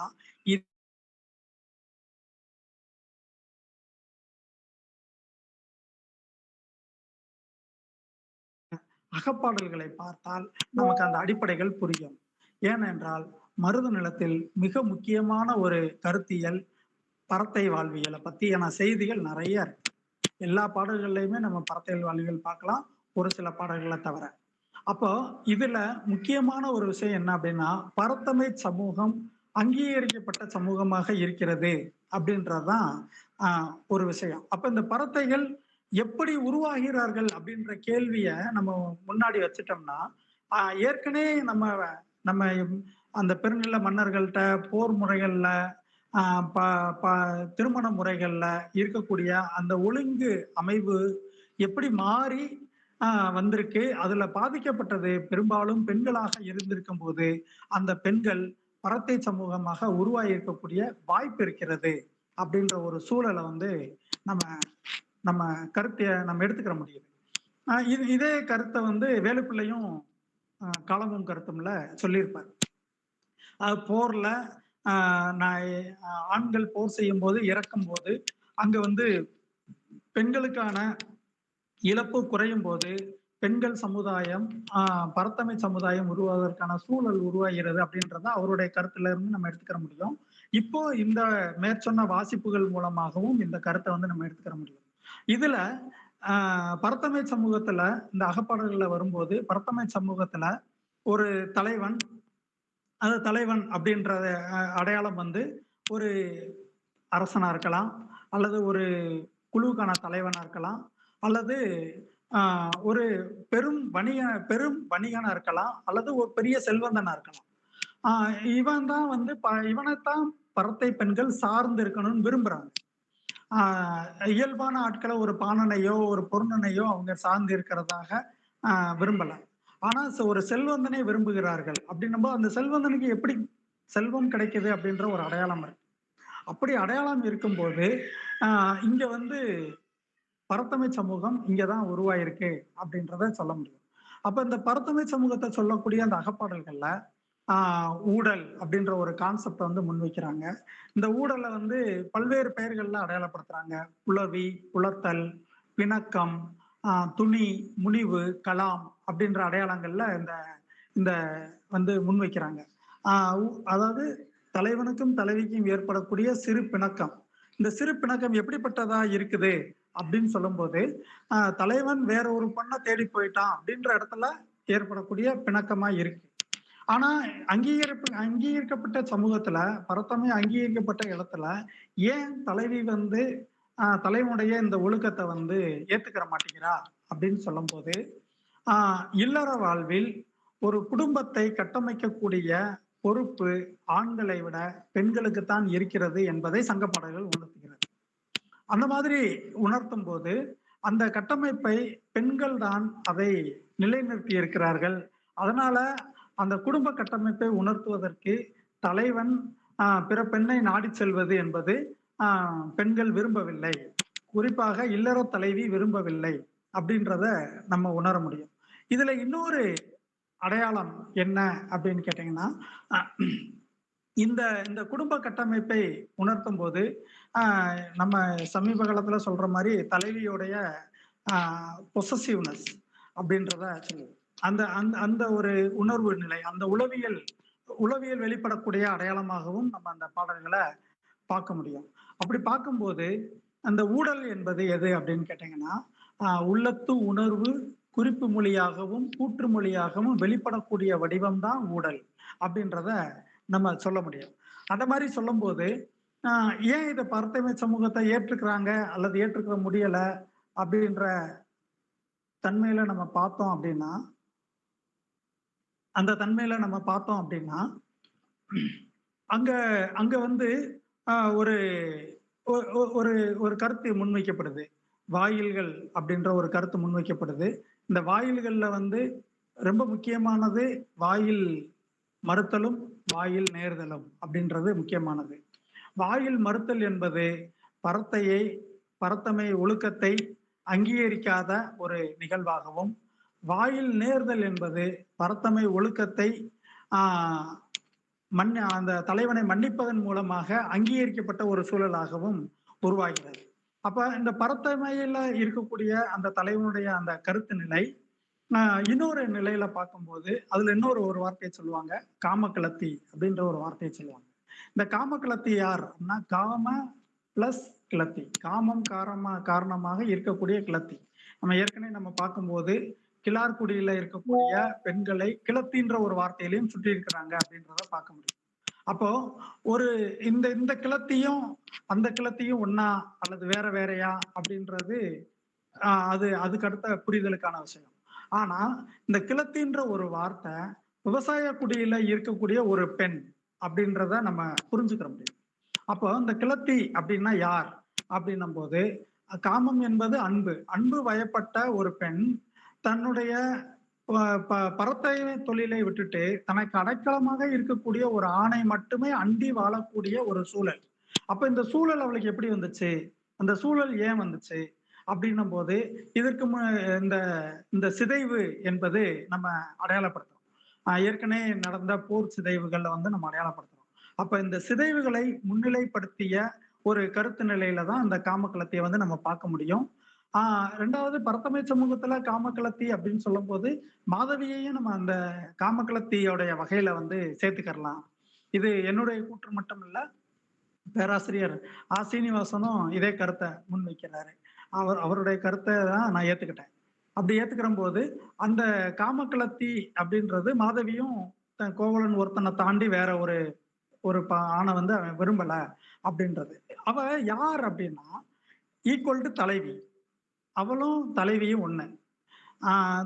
அவ திருமணம் முடிச்சுக்கிறா, தலைவி திருமணம் முடிச்சுக்கிறா, ரெண்டைக்கும் அந்த ஒப்புமை வந்து பொருந்தும். அவளும் ஊடல் கொள்றா, இவளும் ஊடல் கொள்றா, காமகலத்தையும் ஊடல் கொள்றா. அதே போல தலைவி தன்னுடைய தோழியை வந்து தூதுவா பயன்படுத்திக்கிறா, இவளும் தன்னுடைய தோழியை தூதுவா பயன்படுத்திக்கிறா. இவளும் தலைவன் வேறொரு பெண்ணை விரும்புவதை ஏற்றுக்கொள்ளவில்லை. அதே போல தலைவியும் தலைவன் வேறொரு பெண்ணை விரும்புவதை ஏற்றுக்கொள்ளவில்லை. அப்ப தலைவிக்கு இருக்கக்கூடிய எல்லா குணாதிசயங்களையும் காமகலத்திக்கு இருப்பதாக சங்க பாடல்கள் நமக்கு உணர்த்துகிறது. அப்ப அந்த மாதிரி இருக்கும்போது தலைவிக்கும் ஆற்றாமை இருக்கு, காமகலத்துக்கும் ஆற்றாமை இருக்கு. அப்ப இந்த இந்த இந்த இந்த உணர்வு ஒப்புமை என்று பார்க்கும் பொழுது காமகிளத்தி உயர்ந்த நிலையில இருக்கக்கூடியவளாக இருக்கிறாள். அப்படி இருக்கக்கூடிய சூழல்ல அவ ஏதோ ஒரு சந்தர்ப்பத்துல இந்த நிலைக்கு தள்ளப்படுகிறாள் அப்படின்ற அந்த ஒரு நிலையை வந்து நம்ம பார்க்க முடியும். ஏன் அப்படின்னா புறப்பாடல்கள்ல வந்து ஒரு வார்த்தை சொல்லுவாங்க, கொண்டியர் அப்படின்ற ஒரு வார்த்தை. இந்த கொண்டியர் யார் அப்படின்னா இது கிளார்குடியில இருக்கக்கூடிய பெண்களுக்குள்ள இருக்கக்கூடிய ஒரு விஷயம். இந்த கொண்டியர் யார் அப்படின்னு கேட்டீங்கன்னா செல்வத்தை உடைய பெண்கள் அப்படின்னு அர்த்தம். அதாவது கொல்லப்பட்ட பொருளை அப்படி உடையவர் அப்படின்னு அர்த்தம். இந்த கொண்டியர் யார் அப்படின்னா இவங்க வந்து போரில் சிறை பிடிக்கப்பட்ட பெண்கள் அப்படின்னு சொல்றாங்க. இந்த இவங்களுக்கு வந்து இவங்க கையில பொருள் இருக்கு, இவங்க கையில பணம் இருக்கு, இவங்க கையில வரி பொருள்கள் இருக்கு. ஆனா இவங்க ஒரு ஒரு குறிப்பிட்ட கட்டத்துல புறந்தள்ளப்படுறாங்க அப்படின்றத சொல்ல முடியும். ஏன்னா இன்னைக்கும் சமூகத்துல பெண்கள் மத்தியில ஆண்கள் மத்தியிலையும் சரி கொண்டின்ற அந்த ஒரு வார்த்தையை வந்து ஒரு இழிவான ஒரு அடையாளத்துல வந்து நம்ம பயன்படுத்துறோம். அந்த அந்த குண்டி அப்படின்னு சொன்னாலே அது வந்து ஒரு கோபத்தை தூண்டுற ஒரு வார்த்தையாகவும் ஒரு கெட்ட வார்த்தையாகவும் பயன்படுத்துறோம். ஆனா சங்க பாடல்கள்ல இந்த கொண்டியர் அப்படின்ற ஒரு வார்த்தை வந்து பொருளை உடைய பெண்கள் அப்படின்ற ஒரு கருத்துல வந்து சொல்றாங்க. இவங்க யார் அப்படின்னா கொண்டிச்சீர் அப்படின்ற ஒரு வார்த்தை இருக்கு. அதாவது ஒரு அரசனுக்கு ஒரு பெண்ணை திருமணம் முடிக்கும் போது அந்த பெண்ணுக்கு சீராக கொடுக்கக்கூடிய பொருள்கள் தான் இந்த கொண்டிச்சீர். அந்த சீர் எது அப்படின்னா ஒரு இந்த பெண்களுக்கான பொருள் அது அரசனுக்கு கொடுக்கப்படுது. அப்ப இந்த இந்த இந்த இடத்தையும் நம்ம வந்து சொல்ல முடியும். அப்ப இந்த காமகலத்தையை பேசும்போது இந்த கொண்டியர் அப்படின்ற இந்த அடையாளத்தையும் நம்ம பேச முடியும். அப்ப காமகலத்தி யார் அப்படின்னா அவள் ஒரு நல்ல குடியில வாழ்ந்த ஒரு பெண்ணு தன்னுடைய கற்பை நிலைநாட்டுவதற்காக அவள் காமகலத்தியாக இருக்கிறாள் அப்படின்றத வந்து நம்ம புரிஞ்சுக்கிற முடியும். அப்ப இந்த மாதிரியான அடிப்படையில நம்ம ஒரு மருத நில பாடல்களை வந்து நம்ம அடையாளப்படுத்திக்கிற முடியும் அப்படின்றது ஒரு விஷயம். இது இல்லாம இந்த காம பரத்தை சமூகத்துல வந்து பொன்னலாடுதல், தலைவனை வந்து தனக்கு தான் சொந்தம்னு அடையாளப்படுத்திக்கிறது, இந்த மாதிரியான விஷயங்கள்லாம் இருக்கு. ஆனா மருத நிலத்துல அகப்பாடல்லையும் கூட வரலாற்று செய்திகளை சொல்ல வரும்பொழுது தோழியோடைய கூற்றின் வாயிலாக நிறைய வரலாற்று செய்திகள் சொல்லுவாங்க. அந்த மாதிரி வரலாற்று செய்திகள் சொல்லும்போது அவர்கள் ஒரு அரசனை முன்னிறுத்தியே வாழ்ந்திருக்கிறார்கள், ஒரு அரசனை முன்னிறுத்தி தான் அவர்கள் செயல்பட்டிருக்கிறார்கள் அப்படின்றத வந்து தோழி கூற்றின் வாயிலாக நம்ம புரிஞ்சுக்கிற முடியும். ஏன் அப்படின்னு கேட்டீங்கன்னா தோழி கூற்றுல நம்ம சொல்லும் போது குறிப்பாக ஐங்குறுநூறுல வேட்கை 10ன்ற ஒரு 10 பாடல்கள்ல அவங்க வந்து தோழி கூற்றுலையும் தலைவி கூற்றுலையும் அமைஞ்ச ஒரு பாடல் மரபு இருக்கு. அவங்க வந்து அதுல என்ன சொல்றாங்க அப்படின்னா அரசனை பாராட்டி பாடக்கூடிய ஒரு பாடல் மரபு வந்து அங்க இருக்கு அப்படின்றத சொல்ல முடியும். அதுல வந்து வாலியாதன் வாலியவனி நெற்பல பொலிக பொன்பரிதி சிறக்க என வேட்டேலோ யாயே அப்படின்னு சொல்லிட்டு தோழியோடைய கூற்று அதுல வந்து இருக்கு. அதுல தலைவியோடைய கூற்று என்ன இருக்கு அப்படின்னு கேட்டீங்கன்னா யாமே நனைய காஞ்சி சினைய சிறுமீன் யானர் ஊரன் வாழ்க பாணனும் வாழ்க என வேட்டோமே அப்படின்ற மாதிரியான ஒரு அடையாளம் இருக்கு. அப்போ இதுல தோழியோடைய அந்த பங்களிப்புல அவ வந்து வயல் நல்லா விளையணும், வீட்டுக்கு வந்து இரவலர்கள் தேடி வரணும், அதே போல நெல் நல்லா விளையணும், மன்னன் வந்து சிறப்பு ஆட்சி செய்யணும், இங்க யாருக்குமே பசி இருக்கக்கூடாது, அதே போல எருதுகள் வந்து சிறப்பா வாழணும், உழவு தொழில் வந்து இருக்கணும், பகைவர்கள் இல்லாம இருக்கணும், எல்லாருக்கும் வந்து அரிசி கிடைக்கணும், புல்லரிசி உண்ணணும், பசி இல்லாத அந்த ஒரு ஒரு இடம் வந்து இருக்கணும், குறிப்பாக அரசனுடைய பகை தணியணும் அப்படின்ற மாதிரியான விஷயங்கள்லாம் சொல்லிட்டு கடைசியா சொல்றா, அறம் சிறக்க வேண்டும் அப்படின்ற ஒரு விஷயத்தையும் சொல்றா. அரசு முறை செய்யணும். முறையான அரசு இருக்கணும். அந்த முறையான அரசு இருக்கும்போது களவு இல்லாத அரசு இருக்கணும் அப்படின்றத சொல்றா. இவளுடைய இந்த கூற்றுக்களை பூரா நம்ம எடுத்து பார்த்தோம் அப்படின்னா, இதுக்கான தேவை எல்லாமே அந்த அந்த நிலத்துல இருந்திருக்கு. இப்படிலாம் இருக்கணும் அப்படின்னு அவன் நினைக்கிறான். இப்படிலாம் இருக்கணும் அப்படின்ற அந்த சூழலை வந்து அவ உருவாக்குறா. அப்போ இங்க வந்து இந்த மாதிரியான சிதைவுகள்லாம் நிறைய இருக்குது அப்படின்றத வந்து அவ தோழியோடைய கூற்றுல அந்த 10 பாடல்கள்ல பார்க்க முடியும். அதவே அப்படியே தலைவி பேசும்போது அவ வந்து அந்த பண்டமாற்று முறைகள்ல உப்பு கிடைக்கணும், நெல்லை வந்து வணிகம் பண்ணணும், நெல்லை கொடுத்துட்டு உப்பு வாங்கணும் அப்படின்ற மாதிரியான அந்த வணிக முறைகளை வந்து தலைவி பேசுவா. ஆனா நாட்டு நிலைமைகளை பேசக்கூடிய அந்த அடையாளம் தோழிகிட்ட தான் இருக்குது அப்படின்றத சொல்ல முடியும். அப்போ அக கட்டமைப்புல இருக்கக்கூடிய அந்த வாழ்வியல் முறைகள்ல அரசனுக்கு அரசனை எதிர்நோக்கிய அரசனுடைய அந்த அடையாளங்கள்ல இருக்கக்கூடிய வாழ்வியல் முறைகள் போர் மூலமாக பெரும் நிலங்கள் உருவாகும் போது அந்த அரசனை எதிர்நோக்கிய வாழ்வியல் முறைகள் மருது நிலத்துல உருவாகியிருக்குது. மருது நிலத்துல அதற்கான தேவையும் இருந்திருக்கிறது. அப்போ மக்கள் அரசன்ட்ட செல்வ செழிப்பாலாம் வாழ்ந்திருக்காங்க அப்படின்றதெல்லாம் நம்ம சொல்ல முடியாது. அதுக்கான கூறுகள் வந்து நிறைய இருக்கு. செல்வ செழிப்பா இல்லாமலும் வாழ்ந்திருக்கிறாங்க. ஏற்றத்தாழ்வுள்ள ஒரு நிலைமையில இருந்திருக்கிறாங்க. எங்கு முதலாளித்துவம் உருவாகிறதோ அங்கு வந்து வர்க்கங்கள் உருவாகிறது அப்படின்ற அந்த அடிப்படை புரிதலை நம்ம மருத நிலத்துல பார்க்க முடியும் அப்படின்றது செய்தியாக சொல்லப்படுறது இருக்கு. சரிங்க, இது தொடர்பா ஏதாவது கேள்விகள் சந்தேகங்கள் இருந்தா விவாதிக்கலாம். நன்றி. நன்றி ஜெகதீசன் ஐயா அவர்களுக்கு. கலந்துரையாடல் ஏதாவது தொடர்பான கருத்துக்கள் கேள்விகள் இருந்தா நீங்க பதிவு செய்யலாம். நன்றி. ஐயா வணக்கம். நான் சிவகாசி காளீஸ்வரி கல்லூரியில உதவி பேராசிரியரா இருக்கிறேன். உங்களுடைய இந்த தகவல்கள் ரொம்ப சிறப்பா இருந்தது. அதாவது மருத நிலத்தினுடைய பெயர்கள், எந்த நிலத்துக்கு எந்த பெயர் அப்படின்னு நீங்க கொடுத்த அந்த பதிவு, அதே போல உழவு அப்படிங்கிறது எந்த நிலங்கள்ல எல்லாம் எல்லா நிலங்கள்லயுமே இருந்துச்சு அப்படிங்கிற அந்த தகவல், அதே போல அந்த உணவுல ஆரம்பிச்சு அந்த குடியான மக்கள் வரைக்கும் அவங்களுடைய வாழ்க்கை எப்படி இருந்தது, எப்படி வந்து அந்த மருத திணை கட்டமைக்கப்பட்டு இருந்தது, அங்க வாழ்ந்தது எப்படி இருந்தது அப்படிங்கறத ரொம்ப சிறப்பா சொன்னீங்க. எல்லா கருத்துக்களுமே புதிய தகவல்கள் ரொம்ப அருமையா இருந்தது. உங்களுடைய அந்த ஆய்வுரையில இருந்து எனக்கு சில தேடல்கள் எனக்கு தோணுச்சு. அந்த அளவுக்கு அடுத்த ஒரு ஒரு ஆய்வு உரை கேட்கிறோம்னா அடுத்த கட்டத்துக்கு நம்மள அது கொண்டு செல்லணும். அப்படி ஒரு உரையா உங்களுடைய உரை ரொம்ப சிறப்பா இருந்தது.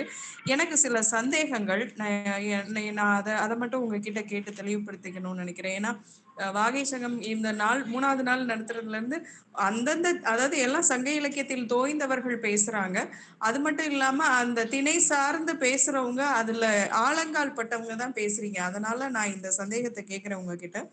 இந்த நம்ம புறநானூறு பாடல் சொல்லும் போது நீங்க சொன்னீங்க ஈன்று புறந்தருதல் அப்படிங்கிற அந்த பாடல்ல சொன்னீங்க. அந்த பாடல்ல சொல்லிட்டு என்ன சொன்னீங்க அப்படின்னா, இந்த சீரூர் மன்னர்கள் ஒரு கட்டத்துல வந்து பெருநில மன்னர்களுக்கு வந்து அடிபணிந்து அவர்களுக்கு பணி செய்யக்கூடியவர்களா மாறுறாங்க. அதுலதான் அந்த மூதின் பெண்கள் வந்து இருக்கிறாங்க அப்படின்னு சொன்னீங்க.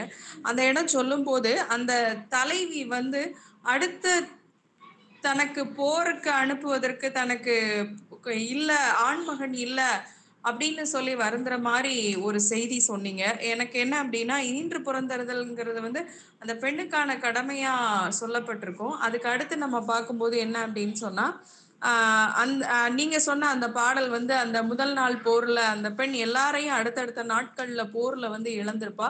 கடைசியா தன்னுடைய மகனை வந்து அனுப்பி வைப்பா.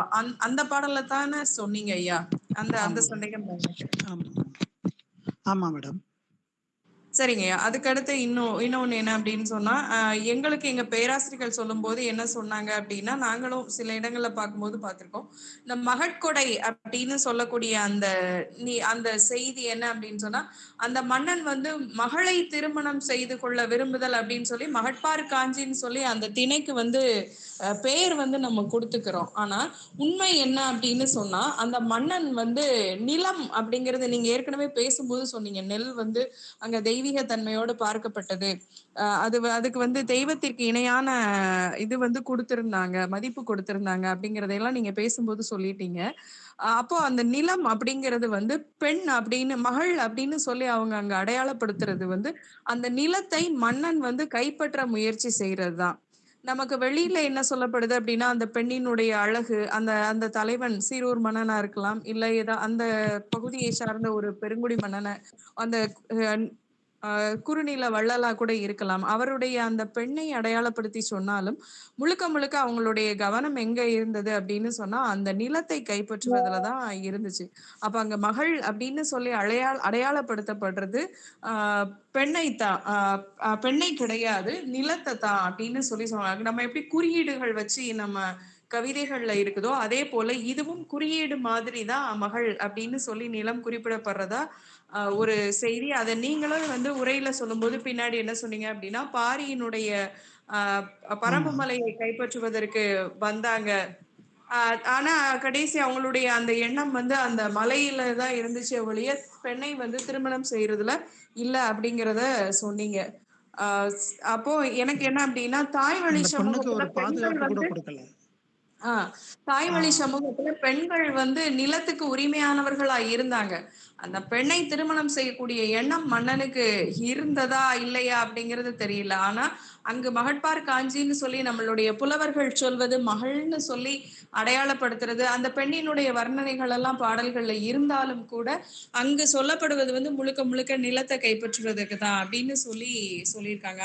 அது சரிதானங்க ஐயா? ஆமா மேடம். அதாவது அந்த இப்ப பாரிமகளிர் தான் நமக்கு ஒரு நல்ல எடுத்துக்காட்டு. ஏன்னா அந்த அவங்க அந்த நிலத்தை எடுத்த பின்னாடி அந்த பெண்களை விட்டுட்டாங்க. அந்த அந்த பாட்டு வந்து நமக்கு தெரியும் ஏற்கனவே. அற்றை திங்கள் வெண்ணிலவேல் ஆமாங்க ஐயா. பாட்டு உங்களுக்கு நீங்க தெரியும். அப்போ அந்த பெண்ணு அழுகும் போது கூட எங்கள் நிலமும் எங்கள்கிட்ட இல்லைன்னு தான் அழுவா. எங்க ஆமா அப்பா இருக்கு, எங்க ஆமா அப்பா இல்ல அப்படின்றத அழுதுட்டு என்னுடைய நிலமும் இல்ல அப்படின்றத அவ சொல்லி அழுவா. அப்ப அவளுக்கு பாதுகாப்பா இருந்தது அந்த நிலம். ஆனா அந்த நிலம் வந்து இல்ல அப்படின்னும் போது அந்த பெண்களுக்கு அந்த அந்த பாதுகாப்பு இல்லாம போனது. அப்போ பெருநில வேந்தர்கள் வந்து நிலத்தை கைப்பற்றி தான் ஒரு அரசை வந்து கட்டமைச்சிருக்காங்க. ஆனா அந்த அரசு எப்படி இருக்கணும்ன்ற அவங்க மகள் தேர்வு அப்படின்னு வந்து சொல்லி எல்லாத்துக்குள்ளயுமே சொல்லப்படுறது இருந்தது. வந்து நிலம் தானங்க ஐயா? ஆமா. பெண் கிடையாது. பெண் கிடையாது. பெண் கிடையாது. ஆமா. அடுத்த இன்னும் ஒரு செய்திங்கய்யா. கொண்டி மகளிர் வந்து சொன்னீங்க. இந்த கொண்டி மகளிர் பத்தின குறிப்பு வந்து நமக்கு பட்டினப்பாலையில வரும். ஆமா. கரிகார் பெருவளத்தான் வந்து பகைவர் நாட்டில் இருந்து கவர்ந்து வந்த பெண்களை வந்து அங்க இருக்கக்கூடிய மன்றங்களில் வந்து வழிபாடு செய்வதற்குரிய பெண்களா வந்து மாற்றினான் அப்படின்னு செய்தி இருக்கும்.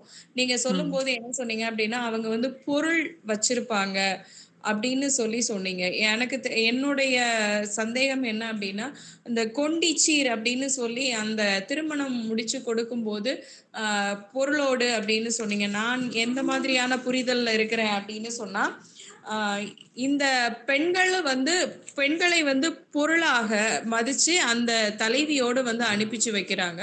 அப்ப அவர்கள் வந்து கொண்டி மகளிர் அப்படிங்கிற பேரோடு அங்க இருக்கிறாங்க. அந்த பெண்கள் அப்படின்னு சொல்லி எனக்கு புரிஞ்சது. இன்னொன்னு என்ன அப்படின்னா, கொணர்ந்த பெண்கள், அங்கிருந்து பகை நாட்டில் இருந்து கொண்டு வந்த பெண்கள் அப்படின்னு சொல்லி எப்படி உயிரற்ற பொருள்கள் வந்து கொண்டு வரப்படுகிறதோ அதோடு சேர்த்து இவளும் வந்து கொண்டு வரப்பட்ட ஒருவளாக தான் இருக்கிறதுனால ஆமா. கொண்டி மகளிர் அப்படிங்கிற அதான் பெயரோடு போரில் இருந்தது. சிறைபிடிக்கப்பட்ட பெண்கள்னு சொன்னேன்.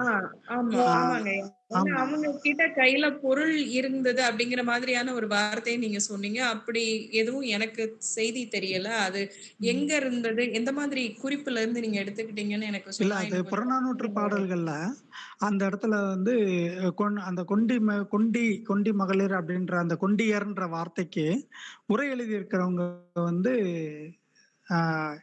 செல்வம் உடையவர் அப்படின்ற மாதிரியான தன்மையில தான் எழுதியிருக்காங்க. அந்த உரைகள்ல இருந்து தான் நான் அதுக்கு அந்த விளக்கத்தை வந்து நான் எடுத்துக்கிட்டேன். அப்படி எடுத்துக்கிற சரிங்க. போது ஒரு உரையில போரில் சிறைப்பிடிக்கப்பட்ட பெண்டீர் அப்படின்ற மாதிரியான ஒரு விஷயம் வந்து எனக்கு கிடைச்சது. பட்டினப்பாலையில அந்த ஆமா, செய்தி ஆமா, தான் உரையில வந்து ஆமா. நச்சினார்கினியர் பட்டினப்பாளையில தான் கொடுத்திருக்காரு. அது இருக்கு. அப்போ அதான் வந்து நச்சினார்கினியர் அந்த பொருள்ல தான் கொடுத்திருக்காரு. பகை ஆமா, நாட்டிலிருந்து கொண்டு வரப்பட்ட பெண்கள் அப்படிங்கிற பொருள்ல தான் கொடுத்திருக்கிறாங்க. ஆமாமா. இது அப்ப புறநானூறுல வந்து இருக்குதுங்களா? அவங்கள்ட்ட வந்து அந்த பொருள் இருந்திருக்கு. பொருள் இருந்தது. செல்வமா அவங்கள கருதி இருக்கிறாங்க. அப்படின்ற அந்த அந்த அடையாளத்துல இருந்து தான் இந்த பெண்கள வந்து நம்ம குடுக்குறோம். ஆனா இந்த அப்படின்னா அரசர்கள் இந்த கைப்பற்றின இந்த பெண்கள எல்லாமே ஆ இந்த பெண்கள் வந்து அரசவையிலே இருந்தாங்களா? அப்படின்றது கிடையாது. அந்த இடத்துல வந்து அரசர்கள் இந்த செயல்பாடுகள்ல நெறைய சிதைவுகள் நெறைய உருவாயிருக்கு. அப்படின்றத நம்ம புரிக்க முடியும். அதனால தான் நான் அத கடைசியா கொண்டு வரும்போது பரத்தைக்கு வந்தேன். பரத்தை ஆ, எப்படி ஆமா, உருவாகுறாங்க? ஆமா, ஆமா. அப்படின்றதுக்கு அப்படின்ற இடத்துக்கு நான் வந்தேன். இந்த சிறைப்பிடிக்கப்பட்ட அப்போ பெண்களுக்கும் அப்போ இந்த அந்த பரத்தை கொண்டீர் அப்படிங்கிறவங்க கையில பொருள் இல்ல. அந்த வார்த்தைக்கு வந்து பொருள்னு சொல்லி வேணா நம்ம ஆமா. அர்த்தப்படுத்திக்கலாம். ஆனா, அவங்க பொருளோ அவங்க வந்து பொன் பொருள் மாதிரி அவங்களும் வந்து அவங்களும் ஒரு பொருள். ஒரு உயிரா கருதப்படாமல் அவங்களும் வந்து ஆமாமா. ஒரு மதிப்புடைய பொருள் பொருள் பட்டியல்ல தான் வந்து இடம்பெறுறாங்க. அவங்க வந்து ஆமாமா. பெண்கள் அப்படிங்கிற பட்டியல்ல இல்ல. அந்த பொருள் தானங்கய்யா அப்ப எடுத்துக்க ஆமா. முடியும். வரியா குடுக்கும்போதே, திரைப்பொருளாக கூட பயன்படுத்தியிருக்க முடியும் அப்படின்றது ஒரு புரிதல் வந்தது எனக்கு. சரிங்க, ஒரு சரி. பெண்கள வந்து இப்படி பயன்படுத்தியிருக்கிறதுக்கான வாய்ப்பு இருக்கு. ஏன்னா ஒரு பரத்தை சமூகம் அவ்வளவு பெரிய சமூகம் எப்படி உருவாச்சு? அவங்களுக்கு எவ்வளவு பேர் இருக்கு? ஒவ்வொரு பேருக்கு பின்னாடி நம்ம அத தோண்டி பார்த்தோம்னா, நெறைய உண்மைகள் நமக்கு கண்டுபிடிக்கிறதுக்கான வாய்ப்பு இருக்கும். ஏன்னா, கிட்டத்தட்ட ஒரு 12, 13 பேர் வந்து பரத்தையருக்கு நிகரான ஒரு பேர் இருக்கு. தூர்தை, தமியலர் அப்படின்ற மாரி நெறைய பேர் இருக்கு. அப்ப அந்த பேருக்கு பின்னாடி வந்து அந்த சமூகத்த வந்து நம்ம அடையாளப்படுத்த முடியும், கண்டுபிடிக்க முடியும். அப்படின்ற ஒரு தேடல் வந்து அதுக்கு தேடுறதுக்கான இடம் இருக்கு. ஐயா அதனால தான் நான் வணக்கம். அத வந்து மென்ஷன் பண்ணேன். ஆ வணக்கம் சார். அந்த நான் முனைவர் ஒரே வாசுதேவன் பேசுறேன். ஐயா ஒரே சார். ஒரு நிமிடம். நீங்களா அந்த பேசிட்டு இருந்தா அடுத்தவங்களுக்கு வாய்ப்பு கொடுங்கம்மா. சார். ஐயா எனக்கு நீங்க ரொம்ப 1 மணி நேரம் பேசியிருக்கீங்க. அதுல 80% விழுக்காடு வந்து மருதத்திரையும் மருதத்திரை சார்ந்த வாழ்வியலும் அப்படிங்கிற அந்த பொருண்மையை விட்டு விலகி முழுக்க முழுக்க வேந்தன், குறுநில மன்னன், புறநானூறு இது போன்ற செய்திகளையே முன்வைத்து பேசி கடைசியில தான் வந்து மருதத்திணை குறிப்பா பரத்தமையை பற்றி பேசுனீங்க. இருக்கட்டும். ம். எனக்கு நீங்க உங்க குறையில தொல்குடி, முதுகுடி, கிளார்குடி அப்படின்னு சொன்னீங்க இல்லையா? இப்ப ஆமாங்க. தொல்குடிக்கும் முதுகுடிக்கும் என்ன வேறுபாடு? கிளார்குடிங்கிறது நீங்க உருவாக்கின பேரா அல்லது வந்து எங்கேயாவது சங்க இலக்கியத்துல கிளார்குடின்னு இடம்பெற்றிருக்கா? கிளார்குடி அப்புறம் இருக்கு சார். இருக்கு. அப்புறம் ஆமா. எனக்கு அடிசில் கிளார் இருக்காரு. அது கிளார் பத்தி இப்ப நெறைய புலவர்கள் பேரே இருக்கு. அதாவது கிளாருங்கிறது நிலக்கிளார்பாங்க பொதுவா. இப்ப இன்னைக்கு ஆமா. இருக்காங்க நிலக்கிளார். அதாவது 10 ஏக்கர், 20 ஏக்கர், 30 ஏக்கர் பண்ணையார்னு சொல்றோம் இல்லையா? அவங்களதான் வந்து ம். கிளார் அப்படின்னு சொல்ற வழக்கம்.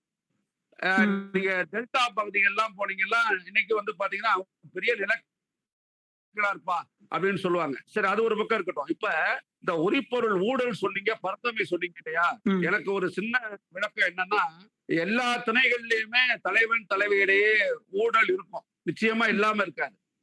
ம். ஆனா மருதத்திணையில கொண்டு வந்து அந்த ஊழலை தொல்காப்பியர் வைத்ததற்கான அடிப்படை காரணம் என்னன்னு நீங்க நினைக்கிறீங்க? மருத திணையில எல்லா திணைகள்லயும் ஊழல் பொது. ம். அது அது வந்து குடும்ப வாழ்க்கையில சொல்லக்கூடிய அடிப்படையான விஷயங்கள் தான். ம். ஒவ்வொரு திணைக்குமான சிறப்பு சொல்ல வரும் பொழுது, மருத திணையில அதற்கான பாடல்கள் அதிகம். ம். அந்த பாடல்கள் ஆ அந்த நான் சொன்னேன் பார்த்தீங்களா, அந்த நிலம் அந்த நில உடைமை சமுதாயம். இந்த நில உடைமை சமுதாயம் உருவாகும்போது, இந்த பாடல்களை இங்க முதன்மைப்படுத்தி இருக்கிறாங்க அப்படின்றத தான் நான் கருத முடியும். இல்லங்கய்யா, அதாவது ம். நீங்க சொன்ன மாதிரி எல்லா திணையிலையும் ஊழல் இருக்கும். இப்ப நீங்க ஆமா. மருதத்திணையில ஏன் ஊழல் வைத்தார் அப்படிங்கிறதுக்கு ஒரு பெரிய பின்புலம் இருக்கு. ஆ. என்ன பின்புலம்னா, குறிஞ்சி திணைக்குரிய தொழில் வந்து என்னன்னு பாத்தீங்கன்னா தேனெடுத்தல் இல்லையா? ம். முல்லை திணைக்கு வந்து பால், நெய்தலுக்கு வந்து மீன் பிடித்தல், பாலைக்கு வந்து கொள்ளையடித்தல், அதாவது வழிப்பறி செய்தல். இது அன்னன்னைக்கு போனாதான் அவங்களுக்கு சாப்பாடு. ஆனா மருதத்துறைக்கு அப்படி இல்லை. 6 மாதம் உழவு, 6 மாதம் ஓய்வு. அதனாலதான் அந்த பரத்தமைங்கிற சமுதாயம் அந்த மருதத்துறைக்குள்ள அதிகமா பேசப்படுவதற்கு இற்பரத்தை, காதர் பரத்தை, சேரி பரத்தைன்னு பரத்தை வகைப்படுத்தி சொல்வதற்கு காரணம் அதான். அவன் வந்து 6 மாசம் அவன் வேலை பார்த்துட்டு 6 மாசம் ஓய்வா இருக்கும் போது அவன் வீட்டுல சும்மா இருக்கிறது இல்ல. அப்படியே அடுத்த ஊருக்கு போறது, அங்க போறது, இங்க போறது, அங்க இந்த பெண்களுடைய சந்திப்பு கிடைக்கிறதுனால அங்க யாராவது பார்த்துட்டு உன்னுடைய கணவன் அந்த ஊர்ல பார்த்து நீங்க மனைவியிடம் வந்து சொல்லுகிற பொழுது அப்பதான் அந்த ஊழல் அப்படிங்கிற அந்த கான்செப்ட் வருது. அதனால இதுக்கு பின்புலமா இருப்பது வந்து அந்த தொழில் சார்ந்த ஒரு விஷயமும் பின்புலமா இருக்கிறதுங்கிறத நீங்க கொஞ்சம் சிந்திக்கணும் அப்படிங்கிறது என்னுடைய வேண்டுகோள். சரிங்க சார். நன்றி நன்றி நன்றி. வேற ஏதேனும் தொடர்புடைய கருத்துக்கள் இருந்தா நீங்க கேட்கலாம்.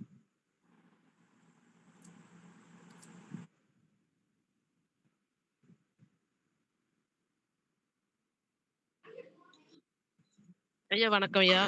ஜெகதீசன் வணக்கம். உரை ரொம்ப சிறப்பாக இருந்துச்சு. ஹலோ, வணக்கம் நான் பேசுறது கேக்குதுங்களா? கேக்குது கேக்குது. உங்களுடைய உரை வந்து ரொம்ப சிறப்பாக இருந்துச்சு. இப்ப சார் வந்து கேட்டாங்க இல்லையா, ஏன் மருதத்துக்கு வந்து ஊடலை வந்து முக்கியமா பேசுறாங்க அப்படின்னு சொல்லிட்டு. நான் எனக்கு கொஞ்சம் அதுல வந்து தெரிஞ்சதை சொல்றேன். மேடம் கேக்குது, சொல்லுங்க. இப்ப வந்து குறிஞ்சியிலையும் முல்லையிலையும் நம்ம பார்த்தோம் அப்படின்னு சொன்னா கேக்குதா? கேக்குது மேடம், சொல்லுங்க. கேக்குதுங்களா? மேடம் சொல்லுங்க.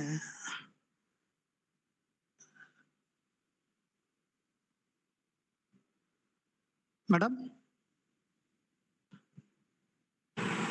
அவங்களுக்கு இணைப்பு கொஞ்சம் ப்ராப்ளமா இருக்கு போல. அம்மா பேசுங்கம்மா. பேசுங்கம்மா, கேக்கு. கோமதிம்மா பேசுங்க. இப்ப வந்து குறிஞ்சியில வந்து உணவுகள். ஜெகதீசன் சார் கேக்குதுங்களா?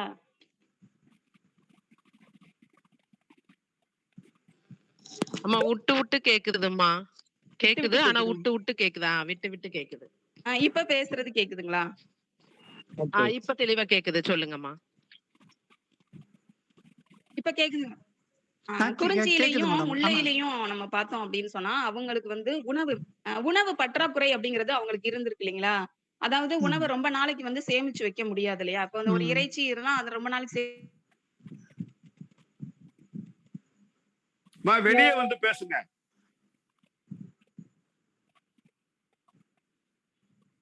சேமிச்சு வைக்க முடியாது, அது அழுகிடும்.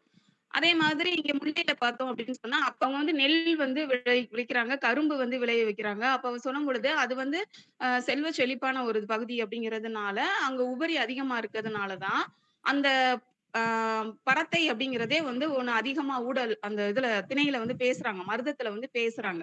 அந்த காசை கொண்டு போய் அங்க குடுக்குறான். காசு இல்லைன்னா அவன் எப்படி அங்க போவான்? போக முடியாதுல்ல. அப்ப அங்க செல்வ செழிப்பு அதிகமா இருக்கிறதுனாலதான் அந்த பரத்தை அப்படிங்கிறதே ஒண்ணு அதிகமா அங்க இருக்கு அப்படின்னு நான் நினைக்கிறேன். 2வது இந்த உடல் உழைப்பு அப்படிங்கிறது வந்து ஏன் வந்து ஊடல் வருது? தலைவனுக்கும் தலைவிக்கும் ஏன் ஊடல் வருது? அவன் ஏன் அங்க பரத்திக்கிட்டு போறதுனாலதான் ஊடல் வருது. அப்ப தன்னை விட்டுட்டு ஏன் அவன் அங்க போகணும்? அப்ப இங்க தலைவி கிட்ட வந்து ஆல்ரெடி அவளுடைய உடல் வந்து ரொம்ப சோர்வாகவோ ஏதோ இருந்திருக்கலாம். சோ அதனாலதான் இவளை விட்டுட்டு அங்க போறான். இதெல்லாம் வந்து நம்ம அந்த நிலம் சார்ந்து அவங்களுடைய இந்த தொழில் சார்ந்து வாழ்வியல் சார்ந்து நம்ம பார்த்தோம் அப்படின்னா அதுக்கு ஒரு தெளிவான விடை கிடைக்கும் அப்படின்னு நான் நினைக்கிறேன். இது கரெக்டான தெரியல. இது தொடர்பா கொஞ்சம் இல்லம்மா தலைவியினுடைய வந்து உடன் சோர்வடைந்ததுனால தலைவன் வந்து இன்னொரு பெண்ணை நாடி போறான் அப்படின்னு சொல்றதெல்லாம் வந்து எப்படிமா ஏத்துக்க முடியும்? இல்ல அந்த ஊடல் அததான் சொல்றேன். ஏன்னா அவளால கேட்கவே முடியல. எல்லா பாடல்களையும் பாருங்க, தலைவனை தட்டி கேட்க முடியல. அவளுடைய கோபத்தை வந்து அந்த பார்வையில தான் அவ வந்து காட்டுறா. அப்படின்னும் பொழுது அதை நம்ம எப்படி எடுத்துக்கிறது? இல்ல மேடம், நம்ம அதுக்கு என்ன சொல்லிருப்பாருன்னா, அவரு நூற்பா இருக்குல்ல, பூப்பின் புறப்பாடு ஈராறு நாளும் பரத்தையர் பிரிந்த காளையான அப்படின்னு அவர் சொல்லுவாரு. அப்ப அந்த தலைவி வந்து தலைவன் வந்து பிரிஞ்சு போறதுக்கான இடம் வந்து தலைவிட்ட இயற்கையாவே அந்த அந்த அந்த ஒரு சூழலை வந்து அவர் சொல்றாரு. அதே மாதிரி பரத்தையர் பிரிவுன்றது நால்வருக்கும் உரித்தே அப்படின்றதே அவர் சொல்லுவாரு. நிலத்திரி பிரின்றே அப்படின்றதே அவர் சொல்லுவாரு. ஆனா அங்க செல்வம் தான் முக்கியமான காரணம். 2வது போர் அதிகமா நடந்தது. ம். எப்படி இவ்வளவு பெண்கள் வந்து பரத்தைமை வந்து வேற ஒரு ஆணை தேடுற அளவுக்கு இப்ப தலைவன் தேடுறான் அப்படின்றத விட அந்த இடத்துல பெண்களுக்கு அந்த தேவை இருந்திருக்குல்ல. ஒரு ஆண் வந்து பொருளாதார தேவை இருந்திருக்குல்ல. எப்படி அந்த பெண்களுக்கு வந்து அங்க தேவை இருக்கு அப்படின்னா, மருத நிலத்துல வந்து நிறைய போர் நடந்தது தான் காரணம் அப்படின்றது வேலுப்பிள்ளை வழியாக நான் நான் எடுத்துக்கொண்ட புரிதல் அது. அவரும் அந்த ஆ. இதுல அப்படிதான் சொல்றாரு. அந்த போர்ல இருந்து பிடிச்சிட்டு வந்த பெண்கள் தான் அந்த கொண்டி மகளிர் அவங்க தான் பரத்தி ஆகுறாங்கன்னு சொல்றாங்க. அ இப்ப வந்து எல்லா பெண்களுமே அங்க இருந்து பிடிச்சிட்டு வந்தவங்க எல்லாருமே கொண்டி அப்படி மகளிர் இல்ல. ஆயிடுறாங்களா? அதாவது ம், சிதைவு இருக்குல்ல. நிறைய சிதைவுகள் இருக்கு. ஒரே ஒரு ம், விஷயத்த மட்டும் நம்ம எடுத்துக்கிற முடியாது. ம், ம், நிறைய அதான் குடிச்சிதைவுகளே நிறைய வருதுல்ல. ம், பெரிய அரசன் வரும்போது குறுநில மன்னர்கள் எல்லாருமே வந்து நிறைய பேர் தோற்கடிக்கப்படுறாங்க, சிதையப்படுறாங்க, ஆதரவற்ற பெண்களா மாறுறாங்க. ஏன்னா அதத்தான் நான் நான் அந்த மேடம் கேட்கும்போது நான் சொன்ன பதில் என்னன்னா, பரத்தைக்கு நிறைய பேர் இருக்கு. கிட்டத்தட்ட ம். ஆமா. அவரு அவர் பேரு 42 வகையான பேர் வந்து அவரு அடையாளப்படுத்துவாரு. சார் ஆமா. பேரு அந்த ஆய்வாளர் பேர் எனக்கு ஞாபகம் இல்ல. ம், மருதம்னு ஒரு ஒரு ஆராய்ச்சி. மருதம்னு ஒரு ஆராய்ச்சி நல்ல தீசிஸ் அது.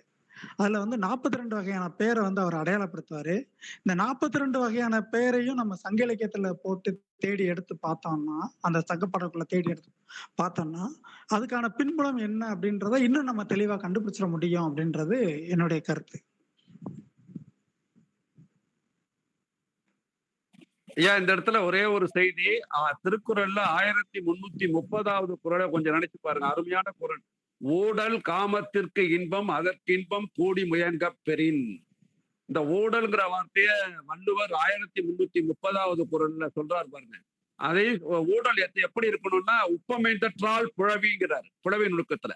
அதனால நமக்கு அந்த ஊடல்ங்கிறத பற்றிய செய்திகள் நிறைய வந்து சங்க இலக்கியத்தை தாண்டி அற இலக்கியங்கள்லயும் வள்ளுவர் பதிவு செய்திருக்கிறத இந்த இடத்துல நான் சுட்டிக்காட்டுறேன் ஐயா. அது உண்மைதான் சார். ஊடல் வந்து பிரிஞ்சு போறதுக்கான இடம் கிடையாது. திரும்ப ம். சேர்றதுக்கான இடம் தான் ஊடல். அதான் சொல்றேன். ஆமா. ஆ அந்த ஊடலுக்கான டெஃபினிஷனே நம்ம தேடி உரையாசிரியர் வழியா எடுத்து பார்க்கும்போது, அது சிறு பிணக்கம் அவ்வளவுதான். அதான் ஆ புலவி நுணுக்கம். திரும்ப சேரும்போது அதீத சந்தோஷத்தோட சேருவோம். அதான் கடைசி குறள். ஆ ஆமா. அதான் அந்த அந்த அதீத சந்தோஷத்த குடுக்கக்கூடிய அந்த சிறு பிணக்கம் தான் ஊடலே ஒழிய, பிரிவு கிடையாது. பிரிவு இல்ல. அப்படி ஆமா. அப்படின்றது தான் அடையாளம்.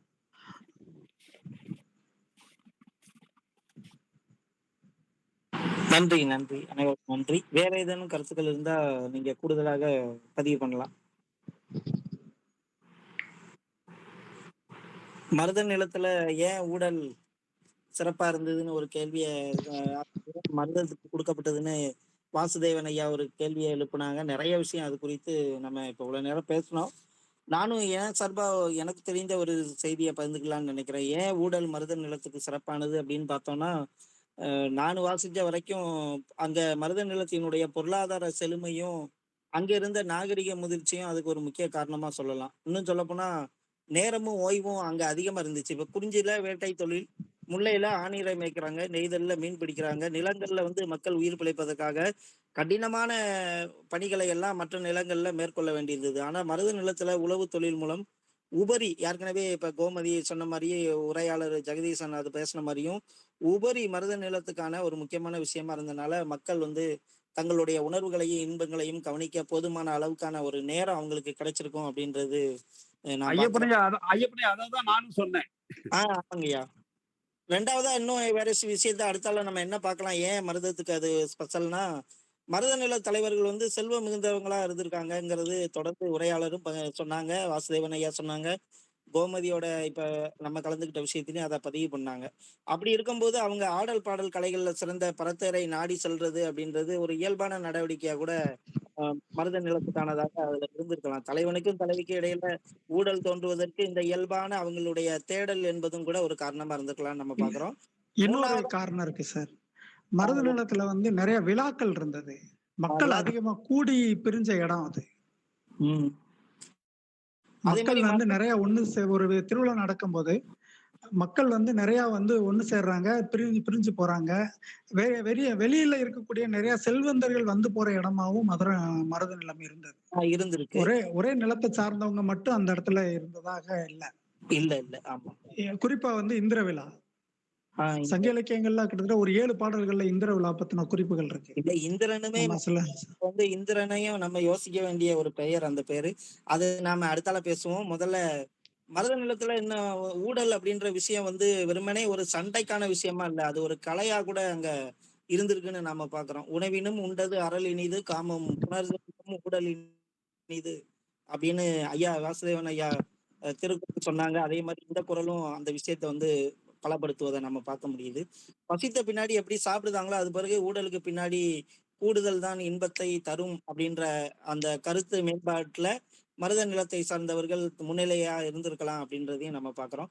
குறிப்பா தலைவிக்கான அதிகாரம் மிக்க ஒரு இடமாக அந்த வாழ்க்கை அமைஞ்சிருக்கு. மருத நிலத்துல தலைவிக்குத்தான் இல்லறத்தின் மீது முழு அதிகாரம் உடையவளாக தலைவி காட்டப்படுகிறாள். அதனாலதான் பரத்தையிட்ட போயிட்டு வரவன வீட்டை விட்டு வீட்டுக்குள்ள அனுமதிக்காத ஒரு அதிகாரம் உடையவளாக இல்லறத்தில் இருந்த தலைவி வந்து காட்டப்படுறது. தலைவன் தவறு செய்யும் போது அவனை தண்டிக்கக்கூடிய விதமாக அல்லது அந்த இல்லறத்துல இருக்கக்கூடிய தலைவி தனக்கான உரிமையை நிலைநாட்டும் விதமாக அவள் செய்யக்கூடிய ஊழல் அப்படிங்கிறது ஒரு தன்னுரிமைக்கான ஒரு வெளிப்பாடாக, ஒரு செல்ஃப் ரெஸ்பெக்டுக்கான ஒரு செயல்பாடாக கூட நாம அதை வந்து பார்க்கலாம் அப்படின்னு நம்ம பார்க்கிறோம். அது மாதிரி ஊழலை தீர்ப்பதற்கு நிறைய வந்து அதை வந்து சொல்லுவாரு. ஆமா பெண்கள் தான் வந்து சமூகத்தை கட்டமைக்கக்கூடிய மிக முக்கியமான காரணமாக அதுல வந்து தலைவன் தலைவி வந்து தோழி நற்றாய் செவிலி இவங்க எல்லாருமே வந்து ஒரு குடும்பத்தை கட்டமைக்கிறதுக்கான முயற்சி தான் வந்து சங்கப்பாடல்கள்ல இருக்கு. அதுல எந்தெந்த இடத்துல சிதைவுகள் ஏற்படுதோ அதை எல்லாமே சரி பண்ணக்கூடிய இடம் மாந்தர்களா வந்து இவங்க எல்லாருமே இருந்திருக்காங்க.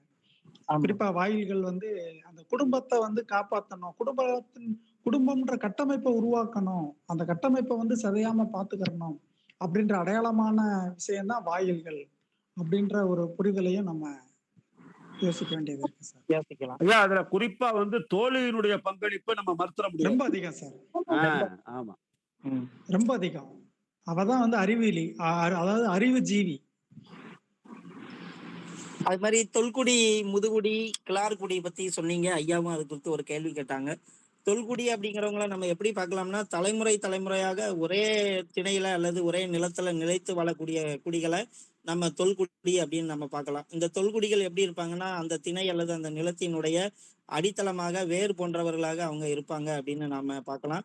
இது வந்து எல்லா திணைகளுக்குமே இது மாதிரியான குடி தொல்குடிகளுடைய அடையாளம் வந்து எல்லா திணைக்கும் பொருந்தும் அப்படின்னு பாக்குறோம். அது மாதிரி முதுகுடின்ற எப்படி இருப்பாங்க திணை அடிப்படையில முதுகுடிகளை நம்ம யாரா பார்க்கலாம் அப்படின்னு சொன்னா முதுகுடிகள் என்பவர்கள் முதிர்ந்த அறிவுடையவர்களாகவும் அனுபவம் கொண்டவர்களாகவும் ஒரு மூதாதையர்களினுடைய வழி தொடர்ச்சியாகவும் அவங்க முதுகுடிகள் இருப்பாங்க.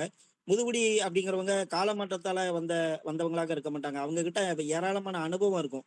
குறிப்பா அரசனுக்கே அறிவுரை சொல்லக்கூடிய ஆலோசனை சொல்லக்கூடிய தகுதி படைத்தவர்களாக அந்த முதுகுடி மக்கள் இருக்கிறத நம்ம சங்க இலக்கியங்கள்ல நிறைய இடங்கள்ல நம்ம பார்க்கலாம். திணையை பத்தி சரியான வாழ்வியல் முதுகுடிட்ட தான் இருக்கும். ஆமா இருக்கு. ஊர் பகுதிகள்ல உட்கார்ந்து தீர்ப்பு வழங்கக்கூடியவர்களுக்கு ஊர் முதுவர்கள்னு ஒரு பேர் இருக்குன்னு நம்ம படிச்சிருப்போம். அந்த ஊர் முதுவர்கள்னு சொல்லக்கூடியவங்க தான் இந்த முதுகுடி அப்படின்ற இதுக்குள்ள வந்து சங்க இலக்கியங்களை. கிளார்குடி அப்படின்னு நம்ம பார்த்தோம்னா கிளார் அப்படின்னா நிலத்துக்கு ஐயா சொன்ன மாதிரி வாசுதேவன் ஐயா சொன்ன மாதிரி கிளார் என்கின்ற சொல் உரிமையாளரை குறிப்பதற்கான ஒரு சொல். நிலத்துக்கு உரிமையுடைய வேளாண் குடிகளை தான் நம்ம கிளார் குடி அப்படின்ற அடிப்படையில நாம பாக்குறோம். பொதுவாகவே மருத நிலம்ங்கிறது பொருளாதார பலமுடைய ஒரு பகுதி. இந்த வேளாண் மண்டலம் மாதிரி ரொம்ப பொருளாதார பலம் ஒரு பகுதியா மருத நிலம் இருக்கு. வேந்தர்களுக்கு அடுத்தபடியாக நிலத்தின் மீது முழு அதிகாரம் படைத்த இவங்கெல்லாம் இருந்திருக்காங்க, கிளார்கள் இருந்திருக்காங்க அப்படின்னு நம்ம பாக்குறோம். உழவர்களை வழி நடத்தக்கூடியவங்களாகவும் அவங்க தான் இருந்திருக்காங்க. வேளாண் மாந்தர்கள் என்று அழைக்கப்பட்ட அடிப்படையிலும் கூட நம்ம இவங்களை பார்க்கலாம். இந்த அடிப்படையில தொல்குடி முதுகுடி அதெல்லாம் நம்ம புரிஞ்சுக்கலாம்னு நினைக்கிறேன். கொண்டி மகளிர் குறித்தும் நிறைய விஷயங்கள் இப்ப இங்க விவாதிக்கப்பட்டது, பேசணும். கொண்டி மகளிர் ஏற்கனவே உரையாளர் சொன்னது போல அவங்க திரை பொருளாக வந்தவர்கள் அப்படின்ற கருத்து அதுல இருக்கு. கொண்டிச்சீர் அப்படிங்கிற பிரயோகம் வந்து அந்த மாதிரியான செய்திகள் எல்லாம் நமக்கு தருது. இவங்க என்ன செய்வாங்கன்னா ராத்திரி நேரத்துல யாழ் மற்றும் முழவு போன்ற இசைக்கருவிகளுடன் நடனம் ஆடக்கூடிய திறமை படைத்தவர்களாக இந்த கொண்டிச்சீர்கள் இருந்திருக்காங்கிறதுக்கு நமக்கு நிறைய குறிப்புகள் வந்து இருக்கு. அதே மாதிரி ஒரு சுயாதீனமான வாழ்வை மேற்கொள்ளக்கூடியவங்களாகவும் இருந்திருக்காங்க. மதுரை காஞ்சியில கூட அதுக்கான குறிப்புகள் இருக்கிறத நீங்க பார்க்கலாம். மதுரை காஞ்சி போன்ற நூல்கள்ல தனக்கு பிடித்த வாழ்க்கையை வாழக்கூடியவர்களாக, விளையாட்டுகள்ல ஈடுபடக்கூடியவர்களாக, அச்சமற்றவர்களாக சித்தரிக்கக்கூடிய கொண்டிச்சீர் மகளிர் குறித்து, கொண்டி மகளிர் குறித்தான குறிப்பு இருக்கு. இவங்க வந்து அரண்மனைகள்ல ஏவல் மகளிர்களாக, பணிப்பெண்களாகவும் அவங்க இருந்திருக்காங்கன்னு நம்ம பார்க்குறோம். சில நேரங்கள்ல கணிகையர்களாக, ஆடல் குலத்தை சார்ந்தவர்களாகவும் அவங்க கருதப்பட்டிருக்காங்க. இவங்க மீதான சமூக பார்வை என்னவா அந்த நேரத்துல அமைஞ்சிருக்குன்னா, பெற்றோர் அல்லது ஊர் கட்டுப்பாடுகளுக்கு அடங்காமல் சுதந்திரமா திரியக்கூடிய பெண்களை குறிக்கவும் இந்த சீர் பயன்படுத்தப்பட்டிருக்கு. இந்த கொண்டிச்சீர் என்கின்ற, கொண்டி மகளிர் என்கின்ற சொல்லலாம் பயன்படுத்தப்பட்டிருக்கத நம்ம பார்க்குறோம். இன்னைக்கு கூட கிராமங்கள்ல எல்லாம் சொல்லுவாங்க, ரொம்ப சேட்டை பண்ற பையனை இன்னமும் எங்க கிராமங்கள்ல சொல்லுவாங்க, அவன் கொண்டி பைய அப்படின்னு ஒரு பேர்ல வந்து சொல்லுவாங்க. திருநெல்வேலி பகுதியில அது இப்ப கொஞ்சம் வழக்கு மறைஞ்சிருக்கலாம். திருநெல்வேலி வட்டாரத்துல இருக்கக்கூடிய பெரும்பாலான கிராமங்கள்ல பயன்படுத்தப்பட்ட ஒரு சொல்லு இந்த கொண்டி பைய அப்படிங்கிற வார்த்தை. கொஞ்சம் அகராதி பிடிச்சவேன்னு அர்த்தம். யார் சொல்லியும் கேட்க மாட்டான். அப்பன் பேச்சும் கேட்க மாட்டான், ஆத்தா பேச்சும் கேட்க மாட்டான். கிராமத்துல இருக்கவனுக்கு அடங்க மாட்டான். அப்படின்ன மாரி ஆட்களுக்கு கொண்டி பையன்னு சொல்லுவாங்க. இது மாரியான செய்திகளையும் நம்ம கூடுதலாக இணைச்சு பார்க்கலாம். எல்லா வகையிலும் நிறைய விவாதிக்க வேண்டிய, இன்னும் நிறைய மேலாய்வு செய்ய வேண்டிய நிறைய விஷயங்களா இன்னைக்கு நம்மளுடைய சிறப்பு விருந்தினர், சிறப்பு உரையாளர் முனைவர் ஜெகதீசன் அவர்கள் திருவள்ளுவர் கல்லூரி பாபநாசத்திலிருந்து வருகை தந்து நிறைய கருத்துக்களை நம்மோடு பகிர்ந்துக்கிட்டாங்க. அதே மாரி நம்ம உரை சிறப்பு உரைக்கு நம்ம அரங்கத்துக்கு வரக்கூடியவங்க, அந்த உரையை அவர்கள் எப்படி அமைத்துக் கொள்ள விரும்புகிறார்களோ, அந்த அடிப்படையில அவங்க வந்து இந்த உரைய வந்து அமைச்சிருப்பாங்க. அதனால தலைப்புக்குள்ளாக கூட அது அமைஞ்சிருக்கலாம். அல்லது தலைப்பை விட்டு கொஞ்சம் வெளியில போய் வெளியில கொஞ்சம் செய்திகள வெளியில சொல்லியிருந்திருக்கலாம். அல்லது 2 இணைச்சு கூட பண்ணியிருந்திருக்கலாம். அது உரையை எப்படி அமைக்கணுன்ற அந்த தீர்மானத்தை ஒட்டி அவங்க என்ன மாரியான தயாரிப்புகள செய்தாங்களோ, அத வச்சு வர்றதுதானே தவிர, மத்தபடி அவங்கள வந்து நம்ம எந்த வகையிலயும் நம்ம அவங்க உரையை வந்து அ குறைத்து சொல்லவோ, அல்லது வேறு ஏதோ வகையில யோசிக்கவோ எதுவும் இல்லன்னு நெனைக்கிறேன். அது ஒருத்தங்களுடைய உரை அமைத்துக் கொள்ளக்கூடிய பாங்கிற்கு ஏற்ப அந்த விஷயங்கள் எல்லாம் அவங்க அமைச்சுக்கிடுவாங்க. உரையினூடாக நெறைய விஷயங்கள வந்து சொல்லக்கூடிய அடிப்படையில வரும். அல்லது புதிய செய்திகள சொல்லணும்னு திரட்டியிருப்பாங்க. தகவல் திரட்டுறது, தகவல் தொகுக்கிறது, அத பகுப்பாய்வு பண்றது, அதுக்கு பிறகு தான் பேசுறது. ஒரு உரையை வழங்குவதற்கு முன்னாடி ஏராளமான முன் தயாரிப்புகள செஞ்சுட்டு வர வேண்டியிருக்குங்கிறது நம்ம எல்லாருக்குமே தெரியும். எடுத்த உடனே ஏதோ ஒரு தலைப்ப எடுத்துக்கிட்டு ஒரு உரைய 1 மணி நேரத்துக்கு வழங்குறது, அல்லது அ சற்று ஏறக்குறைய ஒரு நாள் பூராமே குடுக்குறது அப்படிங்கிறதுக்கு பின்னாடி நெறைய ஒரு ஆயத்த தயாரிப்புகள் இருக்கும். பல நேரங்கள்ல நம்ம சரியா தயாரிச்சுட்டு போவோம். சில நேரங்கள்ல நம்ம தயாரிச்ச மாரியே நம்மளால இயங்க முடியாது. அல்லது அந்த அந்த விஷயத்த வந்து டெலிவரி பண்ண வெளிப்படுத்த முடியாது. இப்படியெல்லாம் பல சிக்கல்கள் இருக்கு. இதற்கு இடையில நம்ம அரங்கத்திற்கு வந்திருந்த 3 உரையாளர்களும் அந்தந்த தலைப்பின் கீழ அவங்க எடுத்துக்கொண்ட தலைப்பின் கீழ பல்வேறுபட்ட ஆய்வு முயற்சிகளை தொடர்ந்து செஞ்சுக்கிட்டு இருக்கக்கூடியவங்க. குறிப்பாக அவங்க ஆசிரியர் என்கின்ற அடையாளத்தை தாண்டி எப்பயுமே தன்னை ஒரு ஆய்வாளராக வச்சுக்கிட்டு இருக்கக்கூடியவங்கள தான் தொடர்ந்து கூப்பிட்டுருக்கிறோம். ஏதாவது முன்ன பின்ன இருந்ததுன்னா வாசுதேவன் ஐயா போன்றவர்கள் அவர்கள வழிகாட்டலாம், அவங்களுக்கு நெறிப்படுத்தலாம், தவறில்ல. எல்லாருமே உங்க பிள்ளைகள் தான். ஐயா ஐயப்பனையா அதெல்லாம் ஒண்ணும் இல்ல. அவரு சொன்ன அந்த முற்பகுதியிலேயுமே நிறைய செய்திகளை தொகுத்து சொன்னார். அதெல்லாம் மாறுபட்ட கருத்து இல்ல. நிறைவா தான் இருந்தது. அவரோட உரை நிறைவா தான் இருந்தது. அந்த புற செய்திகள்ல கூட சிலருக்கு வந்து ஆய்வு தேடலுக்கான விளக்கங்கள் கிடைச்சிருக்கலாம் ஐயா. அதுல மறுப்பதற்கு இல்ல. நன்றிங்க. அப்படி இருந்தாலும் நீங்க உங்களை மாரியான முன்னவர்கள் நெறைய அது மாரியான செய்திகள வந்து சொல்லலாங்கய்யா, தப்பில்ல. மகிழ்ச்சியா, மகிழ்ச்சி, மகிழ்ச்சி. நம்ம வளரணும் அப்படின்னு சொன்னா நம்ம சில கருத்துக்கள ஏத்துக்கிடணும். சில விஷயங்கள்ல தவறு இருக்கும்போது அத இல்ல நம்ம நீங்க சொன்ன மாரி அவர் நிறைய தகவலை திரட்டி இருக்காரு. அது உண்மைதான். அந்த அவருடைய முயற்சியை நம்ம பாராட்டாம இருக்க முடியாது. வாழ்த்துக்கள் அவருக்கு. வாழ்த்துக்கள் சொல்லணும். அதெல்லாம் மகிழ்ச்சி தான். நன்றிங்க. வேற ஏதாவது கருத்துக்கள் தொடர்புடைய விஷயங்கள் இருந்தா பகிர்ந்துக்கிடலாம், அல்லது நாம நிறைவுரைக்கு செல்லலாம். சிந்துமா பின்னூட்டம் போட்டுருங்க.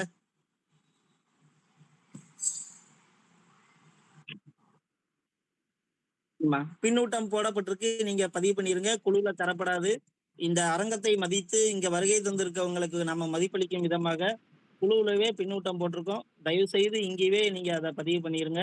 குழுவுல கேட்காதீங்க. கட்டணத்தை செலுத்திட்டு அரங்கத்திற்கு வருகை தராதது வந்து ஏற்புடையதாக இருக்காது. அதனால வாகை தமிழ் சங்கம் வந்து அதை ஏற்கக்கூடிய விஷயமாக பார்க்கவில்லை.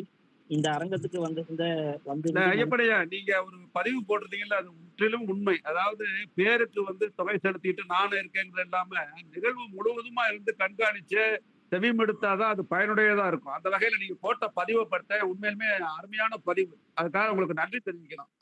நன்றிங்க ஐயா, நன்றிங்க ஐயா. நன்றி. வணக்கம் ஐயா சொல்லுங்க மேம். ஐயா வணக்கம் ஐயா. நான் மைக்கேல் ஜோப் மகளிர் கலை மற்றும் அறிவியல் கல்லூரியிலிருந்து உதவி பேராசிரியர் லலிதா பேசுறேன் திருமதி. எனக்கு 2 நாளா வந்து ஒரு இறப்புக்காக போனதுனால எனக்கு 2 நாட்கள நம்மளுடைய வகுப்பறையில கலந்துக்க முடியல. ஆனா நான் ஆய்வாளரா இப்ப வந்து பிஎஸ்ஜிஆர் கல்லூரியில பண்ணிட்டு இருக்கிறேங்க. எனக்கு ரொம்ப பயனுடையதா இருந்துச்சுங்கய்யா. நான் 2 நாள் இப்படி வீணடிச்சுட்டேனே அப்படிங்கும் பொழுது ரொம்ப மன வருத்தமா இருக்கு. அதனால தான் 2 நாள் நான் என்னால கலந்து கொள்ள முடியல. அத பதிவு பண்ணணுங்கிறதுக்காக தான் நான் இப்போ சொல்றேங்க. எனக்கு பின்னூட்ட படிவம் வந்து இன்னைக்கு ஓப்பன் ஆகலைங்கய்யா. அது லிங்க் டச் பண்ணா வெளியில வருதுங்க. அதனால எனக்கு இது ரொம்ப பயனுடையதா இருந்துச்சு. நான் புத்தகம் படிக்கிறதுக்கு வர்றதுக்கே கல்லூரியிலிருந்து வர்றதுக்கே 7 மணி, 6 மணி, 7:30 அப்படி ஆகும்பொழுது, எனக்கு இது வந்து உண்மையிலேயே நான் வந்து யுஜில படிச்ச எல்லா விஷயங்களையும் வந்து திரும்பவும் எனக்கு படிக்கிறதுக்கு ஒரு நல்ல சந்தர்ப்பமா கிடைச்சிருக்கு. எனக்கு மாசத்துல 4 நாள், 5 நாள் இப்படி இருந்தாலுமே என்னால வந்து கலந்துக்கணும் அப்படிங்கிற ஒரு விருப்பத்த வந்து தூண்டுவதா தான் இந்த உரை இருக்குங்கய்யா. ரொம்ப நன்றிங்க. பரவாயில்லைங்கம்மா. வர முடியாதுங்கிறது எல்லாருக்குமான ஏதாவது ஒரு சூழ்நிலை இருக்கும். அதனால கூட பாதி பேர் வராம இருக்கலாம். ஆனா கட்டணம் செலுத்திட்டு தொடக்கத்துல இருந்தே வராதவர்களை நான் சான்றிதழுக்காக நான் எப்பயுமே நான் சான்றிதழ் எல்லாம் நிறைய கல்லூரிகள்ல வேண்டான்ட்டு வந்திருக்கேன். ஆனா என்னன்னா மோட்டிவேஷன் ஸ்பீச்சுக்கு அதுக்கு இதுக்கு போகும்போதெல்லாம் எனக்கு அதுக்காக இல்லைங்க. எனக்கு இந்த வகுப்பு வந்து இப்படி சிறப்பா இருந்திருக்கே அப்படிங்கிறது எனக்கு இன்னைக்கு அட்டன் பண்ணப்பதான் எனக்கு ரொம்ப வருத்தமா இருக்குதுங்க. அந்த ஒரு மன வருத்தத்தை ஆதங்கத்தை சொல்லணுங்கிறதுக்காக தான் நான் இந்த பதிவையே சொல்றேங்க உங்களிடம். பரவாயில்ல. உங்களுக்கு நாங்க ரெக்கார்டிங் போட்டிருக்கோம். அது விரைவில் உங்களுக்கு வீடியோவா வரும். நீங்க இந்த குறைய அதுல தீர்த்துக்கலாம் கேட்டு. கண்டிப்பாங்க ஐயா. நான் ஆய்வு குறித்து எந்த சந்தேகங்களாக இருந்தாலும் நான் தனிப்பட்ட முறையில உங்களிடத்துல நான் கேட்கிறேங்க ஐயா. மகிழ்ச்சி, நன்றி. அதனால வருத்தப்படுறதுக்கு ஒண்ணும் இல்ல. நானும் பொதுவா யார சொல்றேன் அப்படின்னா, கட்டணம் செலுத்திட்டு தொடக்கத்துல இருந்தே இப்ப 3 நாள் நிகழ்ச்சியை நாம நிறைவு பண்ணியிருக்கோம். கட்டணம் செலுத்தியிருக்காங்க. 3 நாள் நிகழ்வுக்குமே பலரும் பங்கேற்காம அந்த குழுல நீடிச்சுக்கிட்டே இருக்காங்க. அவங்களுக்கு என்ன மனநிலை அப்படின்றது தெரியல. பணம் கட்டிட்டா சான்றிதழ் தந்துருவாங்கன்ற மனநிலை வந்து நம்ம நேரடியா பல்கலைக்கழகங்கள்ல, கல்லூரிகள்லயே நாம அதை அனுமதிக்க மாட்டோம். ஒரு வயது முதிர்ந்த பேரா இருந்துட்டு நாம வந்து எப்படி அதை அனுமதிக்க முடியும்? இப்ப இவங்கெல்லாம் நாளைக்கு பொறுப்புல வந்தாங்கன்னா என்ன மாதிரி நிகழ்ச்சியை நடத்துவாங்கன்னு எனக்கு ஒரு கேள்வி வருது. ஒரு நிகழ்ச்சியை ஒரு பல்கலைக்கழகங்கள்ல நாம ஒரு நிகழ்ச்சியை தீர்மானிக்கோம்னா எவ்வளவு கடினப்பட வேண்டியது இருக்கு, உரையாளர்களை தேர்வு பண்ண வேண்டியிருக்கு, அவங்களுக்கான எல்லா விஷயங்களையும் நம்ம பார்க்க வேண்டியிருக்கு. இது என்னமோ ஒரு கட்டணத்தை கட்டிட்டா உடனே சான்றிதழ் தந்துருவான்ற மனநிலையில இருக்கிறவங்கள வந்து எப்படி அக்செப்ட் பண்ணணும் அப்படின்னு வந்து தெரியல. அது வந்து அப்ப அது இன்னைக்கு பேருக்காக சான்றிதழ் வாங்குறதுனால நமக்கு யாருக்குமே எந்த பயனும் இல்லாம தான் போயிருதுங்க. சான்றிதழ்களை ஏன்னா ஒண்ணுமே சும்மா கல்லூரிக்காக நம்ம வந்து நம்ம என்ன தெரிஞ்சுக்கிட்டோம் அப்படிங்கிற நான் எப்பயுமே எனக்கு என்னுடைய ஆசிரியர் சொல்லி கொடுத்திருக்காங்க. நம்ம வந்து கிளாஸ் எடுக்கிறதுனால எல்லாம் கிடையாது. குழந்தைய எப்படி வந்து ஸ்டூடெண்ட் நீ எப்படி என்ன அந்த வகுப்பறையில கத்துக்கிட்டா அப்படிங்கிறத நீ செயல்பாடு மூலியமா காமிச்சாதான் ஒரு டீச்சர் அப்படின்னு ஆமா. சொல்லுவாங்க. அது வந்து நான் இந்த வகுப்பறையில நிஜமாலுமே இந்த ஆய்வரங்கத்துல கலந்துகிட்டேன். முடிஞ்சா எனக்கு நேரா வாய்ப்பு கிடைச்சா கூடி ஏதாவது ஒரு பொது மன்றங்கள்ல நடிச்சா கூட நிறைய பேசணும், நிறைய தெரிஞ்சுக்கணுங்கிற இது வந்து எனக்கு ரொம்ப ஆர்வமா தான் இருக்கேங்கய்யா. அதனால சரிங்க. நான் சான்றிதழ பொறுத்தவரைக்கும் எங்க கல்லூரியில எங்கிட்டயே நெறைய இருக்கு. இன்டர் காலேஜ் கேம்ப் போனதுலேருந்து. ஆனாலும் நான் என்ன பண்ணுவேன் அப்டின்னா, எனக்கு தெரிஞ்சது என்ன? நான் இந்த செய்திய வந்து என்னால என்னுடைய மாணவிகளுக்கு எடுத்து சொல்லணுங்கிற ஒரு விருப்பம் தானே தவிர, எனக்கு சான்றிதழ் அப்படிங்கிறது கேட்கறாங்க. இருந்தாலுமே நெறைய சான்றிதழ்கள்லாம் நான் கல்லூரிக்கே சமர்ப்பணம் செய்யாம தாங்கய்யா வச்சிருக்கேன். நீங்க சொன்னது எனக்கு புரிஞ்சுச்சு. மற்றவங்களுக்கும் தெரிஞ்சிருப்பாங்க மத்த பேராசிரியர்களும். ஆனா சில கல்லூரிகளுக்காக பெரும்பாலும் வாங்கியிருக்கலாங்க ஐயா. இதுதான் உண்மைங்க. நீங்க சொல்றது தான் உண்மை. நன்றிங்க ஐயா. நானு உங்கள நானு தனிப்பட்ட முறையில சொல்லல. நானு 3 நாளாவே சொல்லிட்டு இருக்கேன் இந்த விஷயத்த. ஐயா வணக்கம்யா. புரிஞ்சுச்சுங்கய்யா. ஐயா வணக்கம்யா. ஐயா வணக்கம்யா. ஜெயராஜ் அன்னபாக்கிய மகளிர் தன்னாட்சி கல்லூரி சவரியம்மாள் பேசுறீங்கய்யா. 3 நாளும் இந்த கருத்தரங்குல நான் வந்து தொடர்புல இருக்கிறேன். இன்னைக்கு வெகு சிறப்பா இருந்தது. நல்லா இருந்தது. நிறைய கருத்து வந்து அவங்க கொடுத்தாங்க. அந்த செய்தி எல்லாமே வந்து நமக்கு பயனுள்ளதாக இருந்தது. நன்றி. நன்றி நன்றி சார். ஐயா, இப்ப பின்னூட்ட படிவம் வந்து ஓபன் ஆக மாட்டேங்குது. அத நீங்க அனுப்பியிருக்காங்க, அவங்க சிந்துஜா மேடம் அனுப்பியிருக்காங்க. ஆனா அத டச் பண்ணோம்னா அது ஓப்பனே ஆக மாட்டேங்குதுயா. சிந்து ஓப்பன் ஆகலையா சிந்து? அவங்க வெளியே சிந்து லெஃப்ட் தெரியுதுயா. ஓப்பன் ஆகுதா? எங்களுக்கு ஓப்பன் ஆகல மேம். ஓப்பன் அதனால தான். ஆகலமா? ஆகும்மா, ஓப்பன் ஆகும். அது ஓப்பன்ல தான் இருக்கு. நம்ம அதை க்ளோஸ் பண்ணல. இங்க உள்ள இல்லங்கய்யா, போங்க. ஐடி இருக்கா? ஐடி கொடுங்க. மெயில் ஐடி பாஸ்வேர்டு கொடுத்து உள்ள போங்க. இல்லங்கய்யா, அந்த லிங்க் நாங்க டச் பண்ண ப்ளூ கலர்ல இருக்கணும் இல்லையா? ஆமா, அதுல இருக்குல்ல. அது இல்லையா, எங்களுக்கு வரும்பொழுது ப்ளூல இல்ல. அதனாலதான் உங்கள்ட்ட சொல்றேன். ஐயா வணக்கம். அது இல்ல ப்ளூல இல்ல அப்படின்னு சொன்னாலுமே வந்து அந்த லிங்கை டச் பண்ணுனா ஓபன் ஆகுது. ஓபன் ஆகாமல்லாம் இல்லையே. அது லிங்க் ப்ளூல இருக்கணும் அப்படின்றது கிடையாது. இது நார்மலா நம்ம டச் பண்ணணும் அப்படின்னு சொன்னோம்னாலே ஓபன் ஆகுது மேம். ஓப்பன் ஆனா ஆகுது. செக் பண்ணிட்டு தான் சொல்றேன். ஓப்பன் ஆகுது. லிங்க் தனியா தானே இருக்கு. டே 3 ஃபீட்பேக் 29/4/2026. அதுக்கு கீழே தனித்த நிலையில தான் உங்களுக்கு லிங்க் கொடுத்துருக்காங்க. லிங்க் எதுலயுமே டச் ஆகல. தனித்த லிங்கா தான் இருக்கு. அதுக்கு தொட்ட உடனே ஓப்பன் ஆகுது. இருக்கு, தனித்து தான் இருக்குது. ஆனா டச் பண்ணிட்டே தான் இருக்கேன், உங்கள்ட்ட பேசும்போது ஓபன் ஆகல. அதனாலதான் ப்ராப்ளம் ஏதாவது சரி. காப்பி பண்ணிக்கிடுங்க. காப்பி பண்ணிட்டு அப்புறமா ட்ரை பண்ணி காப்பி பாருங்க. 10 நிமிஷம் கழிச்சு. தேங்க்யூ. ஓப்பன் ஆகுது. ட்ரை பண்ணி. ஐயா ஐயப்பன் ஐயா, இன்னொரு தடவை வேணா போட்டு விட சொல்லுங்க சிந்திச்சா பாப்பாவை. சிந்திச்சா இன்னொரு மட்டும் கூட போட்டு விடுங்கம்மா. அந்த லிங்கை மட்டும் கூட போடுங்க. ஆமா ஐயா, ஆமா. பதிவு பண்ணாதவங்க பதிவு பண்ணிருங்க. லிங்க் இப்ப உங்களுக்கு போடுறாங்க. நன்றி. நம்ம நிகழ்வுல வந்து முறையாக நன்றி உரை வழங்கக்கூடிய நேரத்துக்கு வந்துட்டோம். வாகை தமிழ் சங்கம் தொடர்ந்து 5 நாட்களுக்கு திட்டமிட்டு நடத்தி வருகின்ற திணையும் திணைசார் வாழ்வியலும் என்ற பொருண்மையின் அடிப்படையிலான 3வது நாள் உரை இனிதே நிறைவடைந்திருக்கின்றது.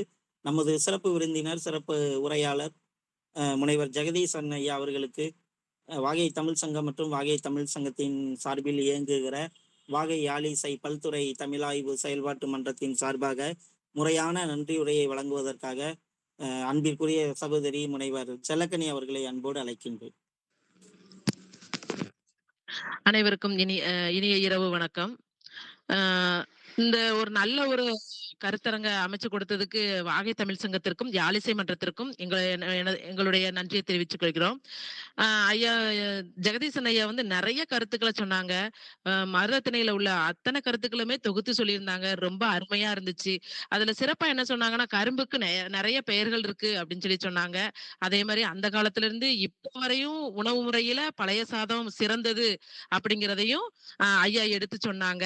அதே போல பெண்களுக்கு வந்து மனம் முடிச்சு கொடுக்கறது, அதாவது பெண்களே தான் மனம் முடிச்சு கொடுத்துருக்காங்க. நற்றாய் செவிலித்தாய் தான் மனம் முடிச்சு கொடுத்துருக்காங்க ஐயா சொன்னாங்க.